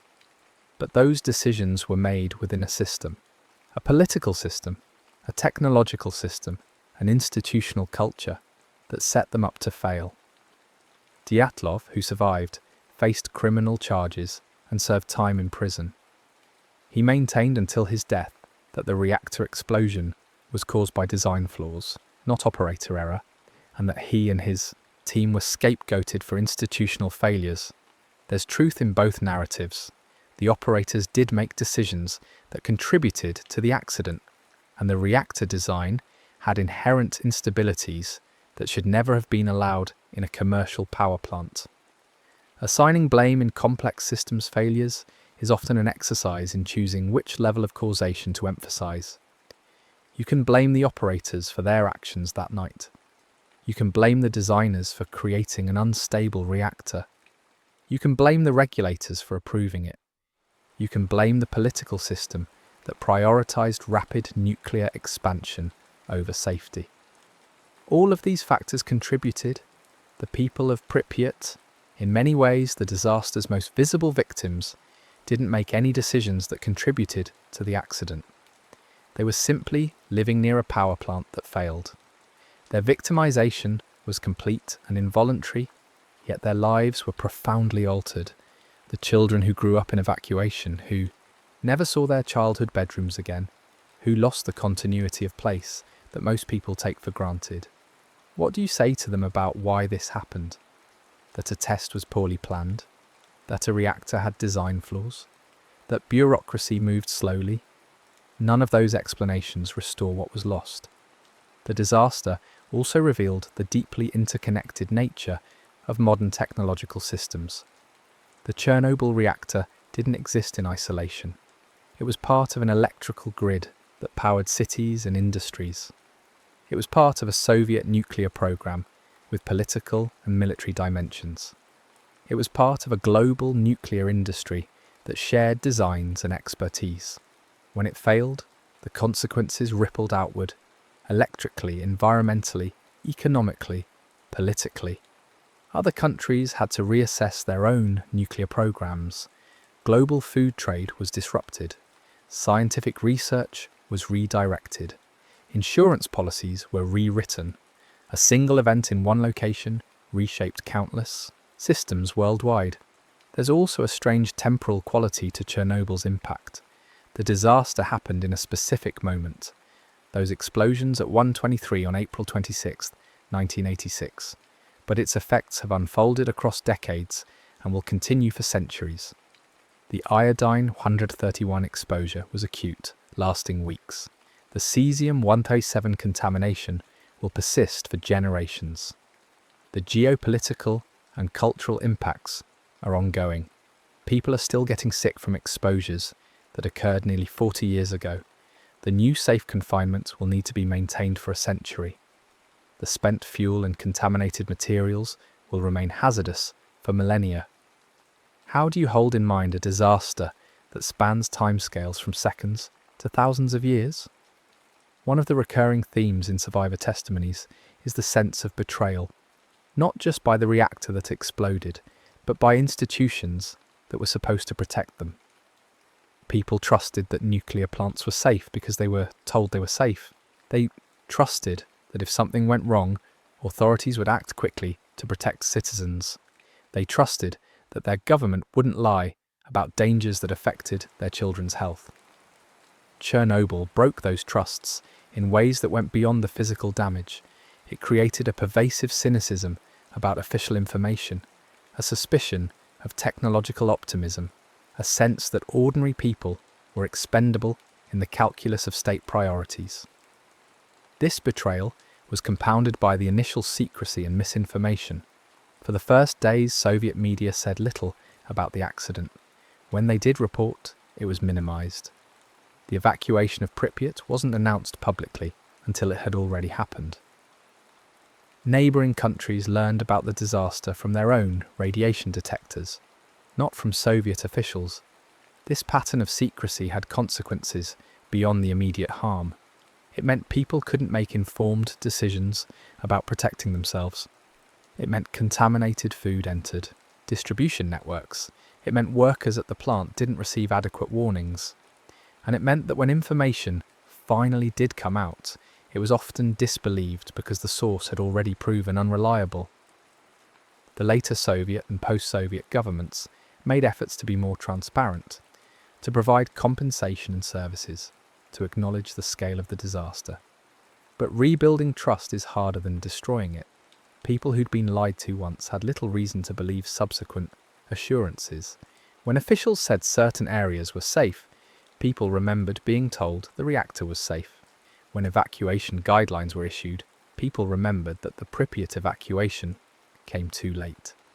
This legacy of mistrust has made it harder to implement effective policies because the affected populations doubt the authorities implementing them. The environmental contamination from Chernobyl created landscapes that exist in a kind of liminal state, not quite habitable, not quite wilderness, places where normal rules don't apply. The Red Forest, an area of pine trees near the reactor that turned red and died from radiation exposure, was bulldozed and buried, but the burial site itself remains contaminated. Lakes and rivers in the zone contain radioactive sediment that will stay there for decades. Soil in many areas has contamination levels that would require removal of the entire top layer to make it agriculturally safe, which is economically and practically infeasible. So these places simply exist as they are, marked on maps with warnings, visited by researchers and tourists, slowly changing as natural processes dilute and redistribute the contamination. There's a particular poignancy to the infrastructure left behind in the exclusion zone. Schools with desks still in rows, hospitals with patient files scattered, apartment buildings with balconies overlooking empty streets. These places were built for futures that never happened. The children who would have studied in those schools, the patients who would have been treated in those hospitals. The families who would have lived in those apartments, all of them had to go elsewhere, had to make different lives. The buildings remain as monuments to disrupted intentions, to the fragility of plans, to the way a single night can make an entire city's future impossible. Some of the most haunting images from Pripyat are from the amusement park, which was set to open on May 1st, 1986, just days after the disaster. The Ferris wheel has become an iconic symbol, yellow carriages that never carried riders, a wheel that never completed its first public rotation. It stands now as a rusting sculpture, visible in photographs and videos that circulate online, representing childhood joy that was anticipated but never experienced. The bumper cars are still in the pavilion, decades of weather having degraded them into twisted metal and faded paint. These aren't just abandoned objects, they're promises that couldn't be kept. The human stories from Chernobyl resist simple narrative arcs. There's no clean resolution, no moment where everything becomes okay. Some survivors rebuilt their lives successfully in new locations. Some struggled with health problems, economic hardship, and psychological damage for the rest of their lives. Some died young, some lived to old age, some found meaning in activism, trying to ensure the disaster wasn't forgotten or repeated. Some wanted only to move on, to not be defined by Chernobyl, to create identities separate from their status as victims or survivors. All of these responses are valid. Catastrophe doesn't create uniform outcomes. The scientific legacy of Chernobyl is substantial but contested. The disaster provided data on radiation health effects at scales that hadn't previously existed, particularly for populations exposed to lower doses over longer periods. This data has informed radiation protection standards, cancer risk models, and policies worldwide, but the data is also complex and incomplete, tracking health outcomes across decades, across populations that moved and mixed with unexposed populations, while accounting for other risk factors and changes in healthcare is methodologically challenging. Different studies reach different conclusions. Some experts emphasize the evidence of harm, others emphasize the resilience of affected populations and the lack of clear effects at lower dose ranges. These aren't just academic disagreements, they shape compensation policies, cleanup standards, and public understanding of radiation risk. The disaster also generated a massive volume of documentation. Scientific papers, government reports, oral histories, media coverage, artistic works. This archive is valuable, but overwhelming. No single person can master all of it. Different disciplines focus on different aspects. Health physicists on dose reconstruction, epidemiologists on cancer rates, sociologists on displacement, psychologists on trauma, engineers on reactor safety, historians on political context. Each discipline brings insights, but also limitations. The full picture of Chernobyl exceeds any single framework for understanding it. Art and literature about Chernobyl have tried to capture what technical reports cannot: the subjective experience of living through and after disaster, the emotional texture of loss and fear and uncertainty. Svetlana Alexievich's Voices from Chernobyl collected oral testimonies that convey the human reality in ways statistics never could. Films and documentaries have visualized the exclusion zone, making its strangeness accessible to global audiences.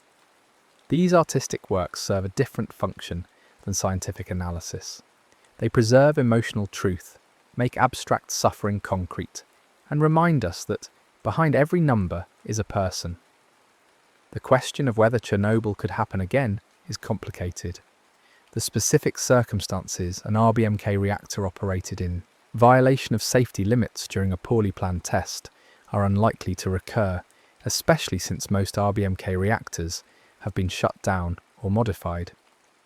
But the broader lessons about complex systems, safety culture, institutional failure, and the gap between designed safety and operational reality remain relevant. The Fukushima disaster in 2011, though caused by an earthquake and tsunami rather than operational error, showed that even modern plants in safety-conscious countries can fail catastrophically when circumstances exceed design assumptions. The specific mechanisms differ, but the pattern, assumptions proven wrong, consequences exceeding containment, displacement of populations, long-term contamination, echoes Chernobyl. What we choose to remember about Chernobyl shapes what we take from it.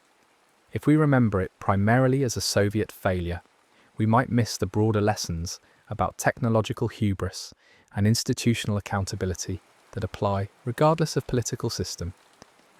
If we remember it primarily as an anti-nuclear cautionary tale, we might overlook the specific design and operational failures that distinguish Chernobyl from other nuclear facilities.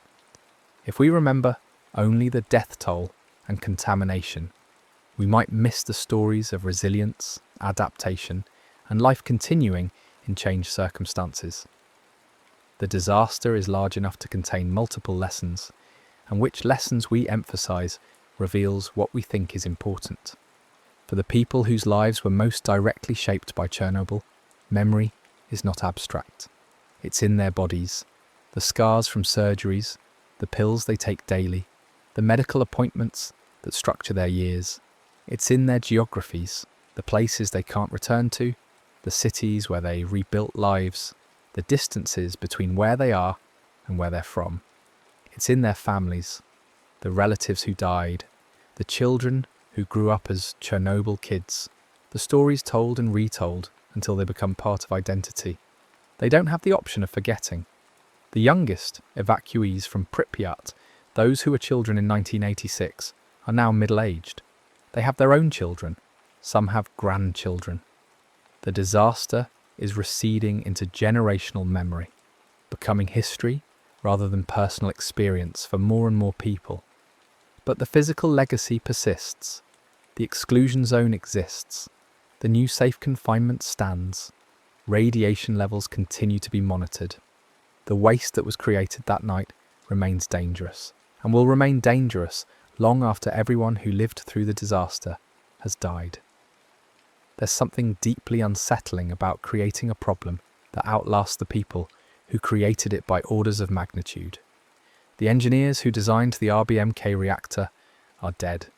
The operators who ran the test are dead. The officials who made decisions about evacuation and information are dead. But the radioactive material they released will be hazardous for thousands of years. Future generations will inherit responsibility for managing contamination. They had no role in creating, for maintaining containment structures they didn't build, for living with consequences of decisions made before they were born. This intergenerational burden raises ethical questions about technological development. What obligations do we have to futures we won't live to see? How do we weigh present benefits against long-term risks? Who gets to make decisions that bind descendants for millennia? These aren't questions specific to nuclear power. They apply to climate change, toxic waste, resource depletion, and many other issues where the timescale of consequences exceeds the timescale of human lifespans or political accountability. But Chernobyl makes them concrete in a way few other events do. The zone itself has become a kind of monument, though not an intentional one. It exists as evidence of what happened, a physical reminder that certain mistakes have permanent consequences. Unlike monuments built to commemorate, which can be torn down or reinterpreted, the exclusion zone will persist whether we want it to or not. The contamination doesn't care about our narratives or politics. It decays according to physics, indifferent to human meaning-making. Some researchers have proposed that the zone could eventually serve as a nature reserve, a space where ecosystems develop without human interference, even if those ecosystems are radioactive. This is both pragmatic and strange, accepting that the land can't be reclaimed for human use, but can still have value as wildlife habitat. It's an acknowledgement that recovery doesn't mean returning to pre-disaster conditions, but rather finding new equilibria in changed circumstances. The people who refused to leave the zone, the elderly returnees who chose familiar contamination over unfamiliar displacement, are mostly gone now.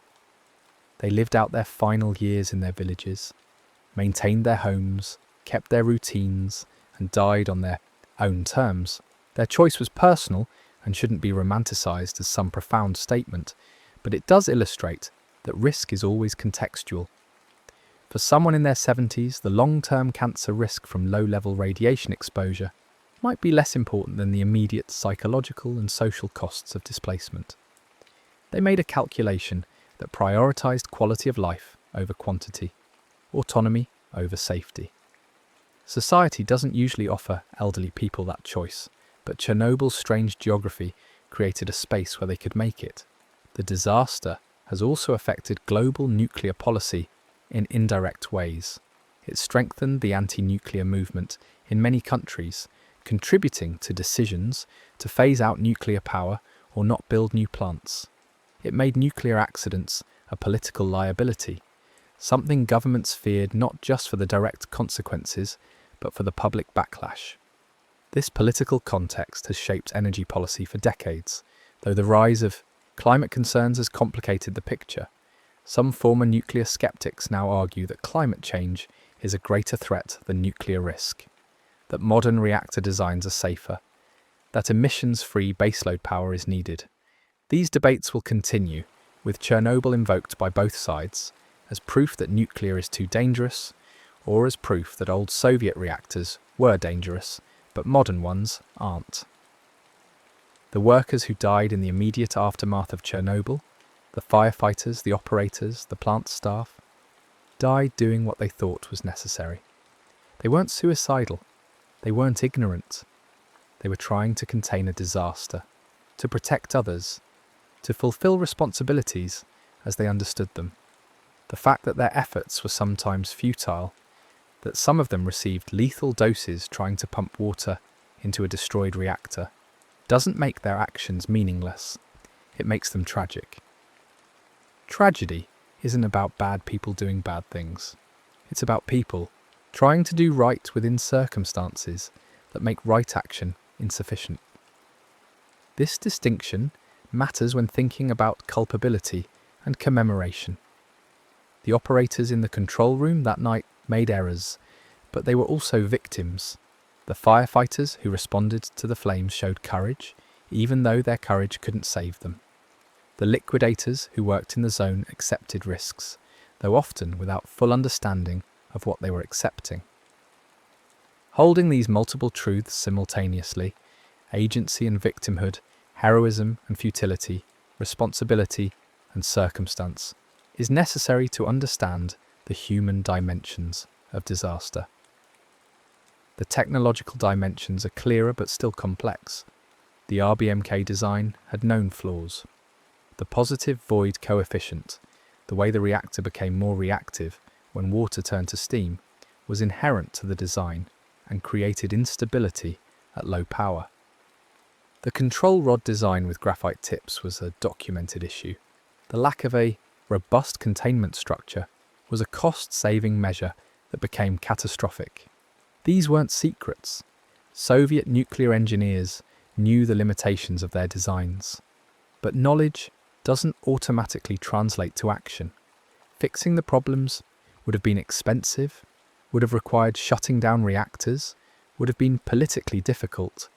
So the reactors continued operating with known vulnerabilities, and the vulnerabilities remained theoretical problems until they became actual catastrophe. This pattern, knowing about risks but not acting to mitigate them until after disaster, repeats across industries and contexts. It's not unique to Soviet nuclear power. Every major industrial accident has a prehistory of warnings ignored, safety measures deemed too costly, or red flags rationalized away. Chernobyl is an extreme example, but the dynamics are familiar. Short-term pressures override long-term prudence, institutional inertia resists change, and the people making decisions rarely bear the consequences personally. The human tendency to normalize risk is part of this. When you work around a reactor every day and it doesn't explode, you stop thinking about explosion as a real possibility. It becomes theoretical, something that happens in training scenarios, but not in actual operations. The control room operators at Chernobyl had run hundreds of shifts without incident. The reactor had operated for years. The safety violations during the test seemed manageable because nothing had gone wrong before. This normalization of deviance, the gradual drift toward accepting riskier conditions as normal, is documented in many disasters. It's how the Space Shuttle Challenger launched despite concerns about O-rings in cold weather. It's how oil rigs operate with degraded safety equipment until something fails. It's a deeply human failing, the inability to maintain vigilance against low probability, high consequence events. Chernobyl broke through that. Normalization violently. After Chernobyl, nobody in the nuclear industry could pretend that catastrophic accidents were impossible. The industry had to reckon with the reality that their systems could fail in ways that contaminated countries. This reckoning produced genuine improvements, better safety culture, more robust designs, more independent oversight. But it also produced public fear that may be disproportionate to the actual risks of modern nuclear power, making it politically difficult to build new plants, even where they might make sense as part of a low-carbon energy strategy. The policy challenges of post-Chernobyl nuclear governance reflect the difficulty of learning the right lessons from disaster. Too little learning means repeating mistakes. Too much learning, or learning the wrong lessons, means abandoning technologies that might be valuable if used carefully. Finding the right balance requires technical expertise, political wisdom, and humility about the limits of both. It requires acknowledging uncertainty honestly, which is hard in political contexts that demand confident pronouncements. Chernobyl also illustrates the importance of institutional culture in determining outcomes. The Soviet nuclear program operated in a culture where meeting production targets was paramount, where questioning authority was discouraged, where information was controlled for political reasons, and where individual operators had limited power to refuse orders, even when they had concerns. This culture contributed to the disaster as much as the technical design flaws did. In a different institutional context, the test might have been cancelled when conditions became unstable. Operators might have felt empowered to refuse unsafe orders. Information about previous incidents might have been shared more widely, creating better understanding of risks. Changing institutional culture is harder than changing technical designs. You can redesign a reactor, but redesigning the social systems within which reactors operate requires changing incentives, hierarchies, training, communication patterns, and deeply embedded assumptions about authority and responsibility. The nuclear industry has worked on this, emphasizing safety culture as a priority, but culture is always vulnerable to erosion under pressure. Economic stress, political demands, production deadlines, these pressures can gradually reshape culture in ways that increase risk. The exclusion zone's long-term future is uncertain. As radiation decays, some areas will become safer, though the timeline is measured in decades and centuries. Whether those areas will ever be fully reintegrated into human use depends on politics, economics, and society's tolerance for residual risk. The zone could remain restricted indefinitely, could be partially opened for limited uses, or could eventually be deemed safe enough for agriculture or forestry, though not for dense habitation. Each decision will involve technical assessments, but also value judgments about acceptable risk and appropriate use of contaminated land. The material inside the sarcophagus presents a different challenge. The fuel and debris need to be eventually removed and properly stored, but the technology and funding for doing so don't fully exist yet. The new safe confinement buys time, a century if it lasts as designed. but it's not a final solution. Future generations will need to address the problem more permanently, or build another containment structure, or accept ongoing management of the site indefinitely. This is what spent nuclear fuel presence globally. A very long-term waste problem without a fully implemented long-term solution. For Ukraine specifically, Chernobyl remains a national wound. The disaster happened on Ukrainian soil, affected Ukrainian people most directly, and left Ukraine with ongoing management responsibilities after independence. The zone occupies productive agricultural land that can't be used. The stigma affects Ukrainian exports and tourism in surrounding regions. The health monitoring and compensation programs strain budgets. Yet Chernobyl has also become part of Ukrainian identity and history, a story of suffering and endurance that's taught in schools and remembered in memorials. Belarus was actually more heavily affected by contamination than Ukraine, with about 70% of the initial fallout landing on Belarusian territory due to wind patterns. Entire regions of Belarus remain contaminated, affecting agriculture and requiring ongoing monitoring. The psychological and social impacts there mirror those in Ukraine. Communities disrupted, health anxieties, economic challenges. But Belarus has been less able to leverage international attention and support, partly due to political isolation under authoritarian rule. The people affected by Chernobyl in Belarus have received less international sympathy and aid, though their suffering is no less real. The disaster's international dimensions highlight how nuclear accidents are inherently transboundary problems. Radiation doesn't respect national borders. The fallout from Chernobyl spread across Europe, affecting countries that had no role in building or operating the reactor. This created demands for international nuclear safety standards, for notification protocols, for liability frameworks that could address cross-border harm. The international regime that developed after Chernobyl has improved but still has gaps, particularly around enforcement and compensation. The tourism that developed around Chernobyl is ethically complicated. On one hand, it brings attention and revenue to the region, supports preservation efforts, and educates visitors about nuclear safety and disaster consequences.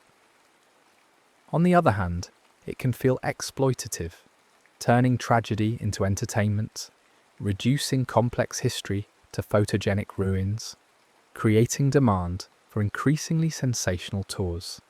The tourists who visit the zone are often seeking dramatic imagery for social media, experiencing the site as spectacle rather than engaging seriously with its meaning. Yet some visitors do engage seriously, coming away with deeper understanding and renewed commitment to safety. Like many aspects of Chernobyl's legacy, tourism resists simple judgment. The disaster has entered global culture in various ways beyond tourism. It appears in video games, horror movies, novels, and countless documentaries. The 2019 HBO miniseries Chernobyl reached massive audiences and shaped popular understanding of the disaster, though historians noted various inaccuracies and dramatizations. This cultural presence keeps Chernobyl in public consciousness, but also risks oversimplifying or sensationalizing what happened. The real story is complicated, technical in places, ambiguous in others. Drama requires narrative clarity, heroes and villains, emotional payoffs. Reality offers more nuance but less narrative satisfaction. What would prevent another Chernobyl? The question assumes prevention is possible, which may be optimistic. Complex technological systems will fail. The question is whether the failures can be contained before they become catastrophic. Modern reactor designs incorporate passive safety features that don't require human intervention or power to function. Regulatory oversight has improved. Safety culture is emphasized. International cooperation allows sharing of operational experience. These measures reduce risk but can't eliminate it. As long as we operate nuclear reactors, we accept some probability of accident. Society's comfort with that probability varies by country, by political context, by proximity to alternative energy sources, and by memory of past accidents. For some people, Chernobyl demonstrated that nuclear power is fundamentally too risky, that the worst-case scenarios are too severe, that renewable energy should be pursued instead. For others, Chernobyl demonstrated that old, Soviet reactor designs were unsafe, but modern designs are fundamentally different and acceptably safe, especially compared to the certainty of climate change impacts from fossil fuels. Both positions have technical and ethical arguments supporting them. Neither is obviously wrong. This is the nature of many policy debates, not a choice between right and wrong, but a choice between different risks and values. The people living in areas near the exclusion zone have their own relationship with Chernobyl, different from visitors or distant policymakers. For them, it's not an abstract policy question or a historical curiosity. It's geography, the direction where you don't go, the land that's marked on maps differently, the source of various anxieties and regulations. It's economy, the stigma on local products, the restrictions on agriculture, the challenges attracting investment. It's social identity. Being from near Chernobyl carries meanings both inside and outside the region. They live with the disaster's aftermath in mundane daily ways that don't translate easily into documentaries or policy papers. The children exposed to iodine 131 in 1986 are now in their 40s and 50s. Many have lived full lives without serious health consequences. Some developed thyroid problems that were treated. A smaller number developed thyroid cancer, which in most cases was cured. These outcomes exist on a probability distribution. Exposure increased risk, but didn't guarantee illness. For individuals, this creates an uncomfortable uncertainty. If you developed thyroid cancer after exposure, you can't know for certain whether Chernobyl caused it or whether you would have gotten it anyway.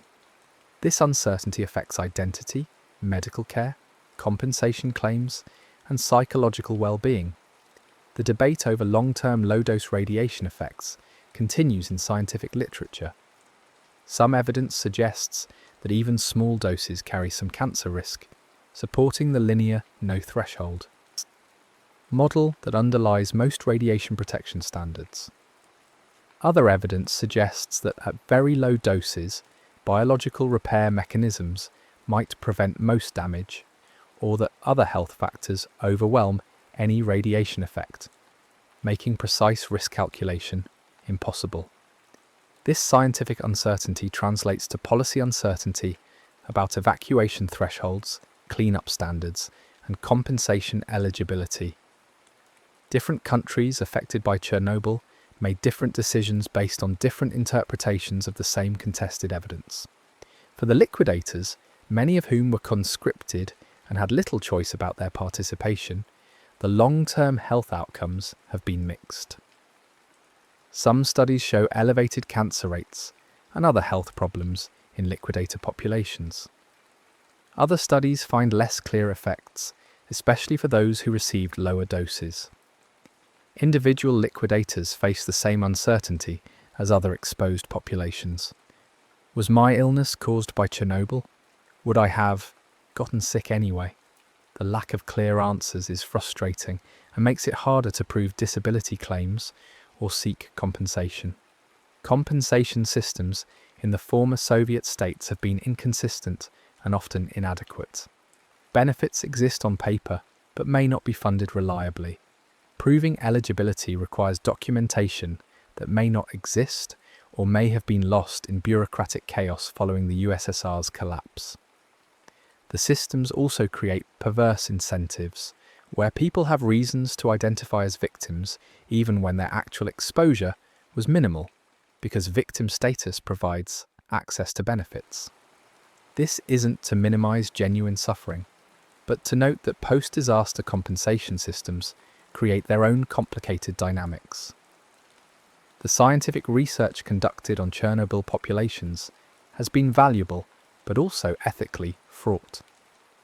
Researchers need data from affected populations to understand radiation health effects, which benefits future radiation protection. But research subjects may not see direct personal benefits from participating, may find research intrusive or distressing, and may feel reduced to data points. Balancing the need for knowledge against respect for affected populations is an ongoing challenge in disaster research generally. The story of Chernobyl doesn't have a conclusion because the events it set in motion continue. The new safe confinement will need maintenance for decades. The exclusion zone will remain restricted for generations. People affected by the disaster will carry its impacts for the rest of their lives. Future populations will inherit contaminated landscapes. The debates over nuclear safety and energy policy will continue, with Chernobyl invoked as evidence by various sides. The scientific understanding of radiation health effects will evolve as more data accumulates. None of this has an endpoint that would allow the story to be closed and filed away as history. What makes Chernobyl uniquely unsettling? Beyond the scale of contamination or the number of people affected is how it revealed the gap between human timescales and the timescales of the consequences we can create. We live in decades. Our institutions operate in years. Our technologies can create problems that persist for millennia.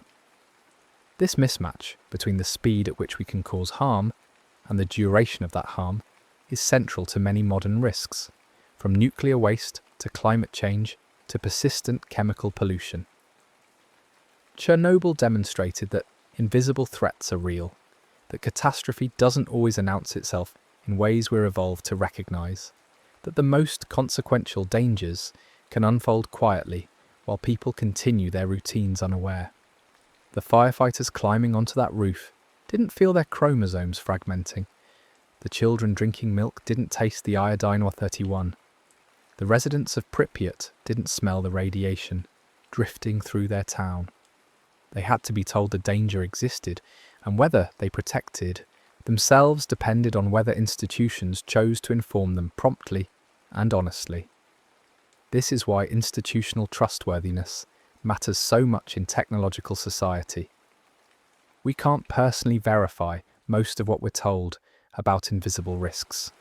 We can't check radiation levels ourselves, can't analyse chemical safety data, can't assess whether climate models are accurate.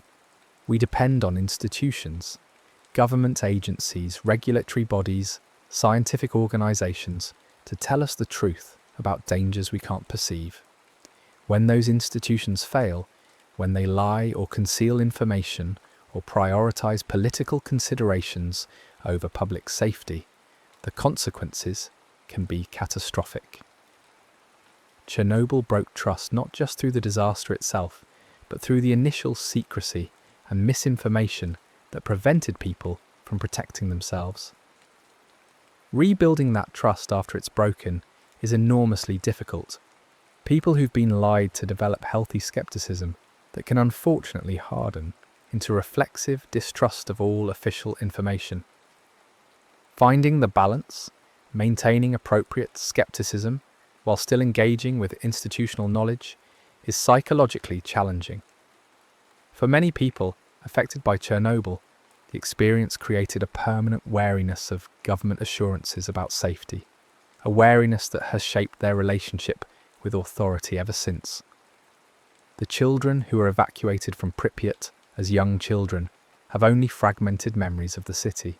They remember moments, being carried to the bus, watching their hometown recede through the window, arriving somewhere unfamiliar. But they don't have the full childhood memories that older evacuees carry. Their sense of loss is different, more abstract. They grew up being told about a place they can barely remember, a life that was interrupted before they were old enough to understand it. This creates its own psychological complexity. Grieving for something you can't quite remember, feeling displaced from a home you barely knew, carrying an identity as an evacuee when the event itself is more known through stories than through personal memory. The exclusion zone has, against all intentions, become a kind of time capsule, Objects that would normally have been discarded, replaced, or updated instead remained frozen in 1986 Soviet material culture. Researchers and visitors find propaganda posters from a state that no longer exists, consumer goods that haven't been manufactured in decades, technology that's now completely obsolete. The zone preserves not just the physical consequences of the disaster, but also the social and material world of late Soviet Ukraine, all because the contamination prevented normal processes of change and renewal. This accidental preservation has research value for historians and archaeologists, though studying it requires managing radiation risk. The zone is a site where industrial archaeology, disaster studies, environmental science, and Soviet history intersect. What can be learned from the zone extends beyond Chernobyl itself to broader questions about technological failure, social collapse, environmental recovery, and the material culture of the late 20th century. The animal populations in the zone continue to evolve in a radioactive environment, which raises questions about multi-generational radiation effects that can't be studied easily in controlled settings. Some species show genetic changes, higher mutation rates, or physiological differences.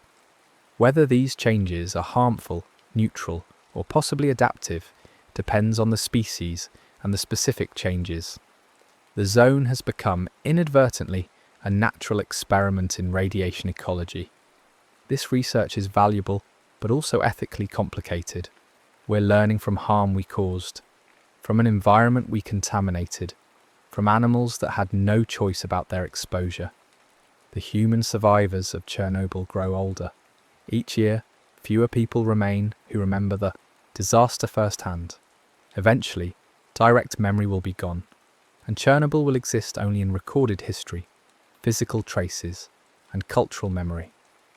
This transition from living memory to history happens with all events, but it matters particularly for disasters where the lessons are important for preventing future harm.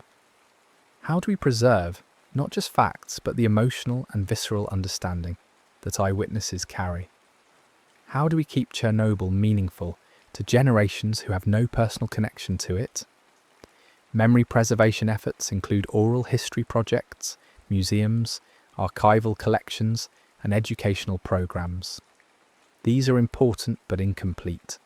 They can't fully capture the experience of living through the disaster, the texture of daily life in its aftermath, the specific anxieties and adaptations. Future generations will understand Chernobyl differently than those who lived through it, which is inevitable, but involves some loss. For those who did live through it, Chernobyl often represents a dividing line in their personal histories, before and after, when life was normal and when everything changed. This bifurcation of identity is common in disaster survivors. The disaster becomes a reference point that organises memory and self-understanding. Before Chernobyl represents lost normalcy, lost innocence, lost futures. After Chernobyl represents adaptation, resilience, changed circumstances. For some, this framework is empowering. They survived, they adapted, they continued.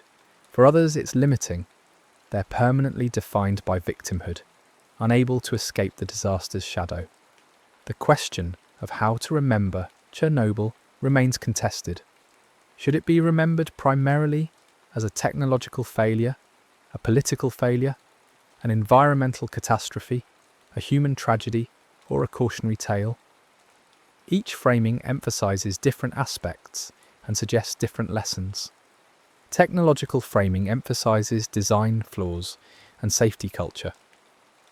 Political framing emphasizes Soviet secrecy and institutional dysfunction. Environmental framing emphasizes long-term contamination. Human framing emphasizes suffering and displacement. Cautionary framing emphasizes risks of nuclear technology. All are valid. None is complete. The disaster exists at the intersection of technology, politics, environment, and human experience. Understanding it requires engaging with all these dimensions. But different audiences need different framings, Engineers need technical details. Policymakers need governance lessons. Affected populations need acknowledgement of their experience.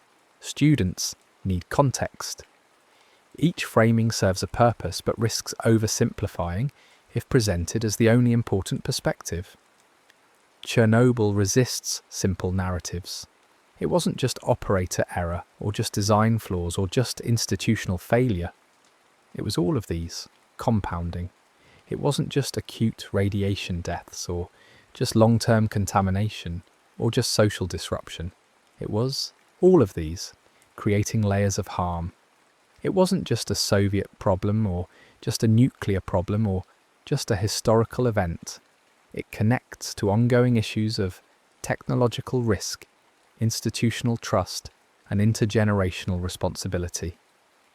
The disaster exceeds any single frame we place around it. This complexity is uncomfortable. Simple narratives are easier to remember, easier to teach, easier to use politically. But simplification can obscure important truths. The reality is that Chernobyl happened because multiple systems failed simultaneously, because small decisions compounded into catastrophe, because the safeguards that should have prevented disaster were inadequate, or disabled, or overwhelmed. Understanding this requires holding complexity, acknowledging uncertainty, resisting the urge to reduce the disaster to a single cause or lesson. For the people living with Chernobyl's legacy, complexity is daily reality. They navigate contradictory information about risk, make decisions based on incomplete knowledge, balance fear against normalcy, remember trauma while trying to move forward. They don't have the luxury of simple narratives. They live in the ambiguity, the uncertainty, the ongoing challenge of adapting to consequences they didn't choose. The world continues to operate nuclear reactors, continues to generate waste that will remain dangerous for thousands of years, continues to face questions about acceptable risk and energy policy. Chernobyl informs these discussions but doesn't resolve them. Different societies make different choices based on different values and circumstances. Some have phased out nuclear power entirely, others continue expanding it. Still others maintain existing plants while debating new construction. Each choice involves trade-offs. What Chernobyl undeniably demonstrates is that when nuclear accidents happen, the consequences are severe, long-lasting, and extend far beyond the facility itself. Whether that demonstration justifies avoiding nuclear power entirely or instead justifies being extremely careful with nuclear power is a question that admits multiple defensible answers. The disaster doesn't settle the debate. It provides crucial evidence that must be considered. But people considering the same evidence reach different conclusions based on different values and priorities. For those whose lives were shattered by Chernobyl, the policy debates probably feel distant from their experience. Their reality isn't about weighing nuclear power against climate change or comparing reactor designs. Their reality is the body that got sick, the home they lost, the childhood that was disrupted, the uncertainty that never quite goes away. Policy matters. It shapes compensation, health services, environmental cleanup. But it can't undo what happened or fully address the harm. The exclusion zone will outlast everyone currently alive. The contamination will persist beyond the lifetimes of the youngest children exposed in 1986, beyond their children's lifetimes, possibly beyond their grandchildren's lifetimes. This temporal scale is difficult to comprehend. We're not good at thinking in centuries, much less millennia. Yet the consequences of that night in April 1986 will echo forward in time farther than we can imagine, affecting people not yet born, requiring management by societies not yet formed. This is what Chernobyl ultimately reveals, that some storms don't gather visibly in the sky, that some disasters begin inside the hum of routine work, that catastrophe can be fully present before anyone recognizes it. The danger existed in the design from the beginning, hidden in technical specifications most people never read.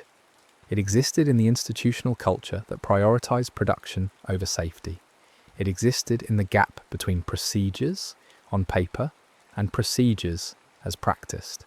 It existed in the decision to run a test during a night shift, in the pressure to complete what had been started, in each small choice that narrowed the margin for error. At a 1:23 on April 26, 1986, those accumulated vulnerabilities became kinetic. Containment failed. The invisible became consequential. A routine night became the beginning of the disaster. And the world learned slowly and painfully what happens when complex systems fail beyond their safeguards, when invisible threats overwhelm institutional capacity to respond, when the gap between what's real and what's perceived allows harm to multiply before recognition arrives. The people sleeping in Pripyat that night didn't know the air had changed. The firefighters responding to the flames didn't know they were walking into radiation fields that would kill them. The operators in the control room didn't know the reactor they were trying to cool had already been destroyed. Knowledge came later, came slowly, came too late to prevent much of the harm. And that delay, that gap between event and understanding, between physical danger and social acknowledgement of danger, is perhaps the most haunting aspect of the whole terrible story.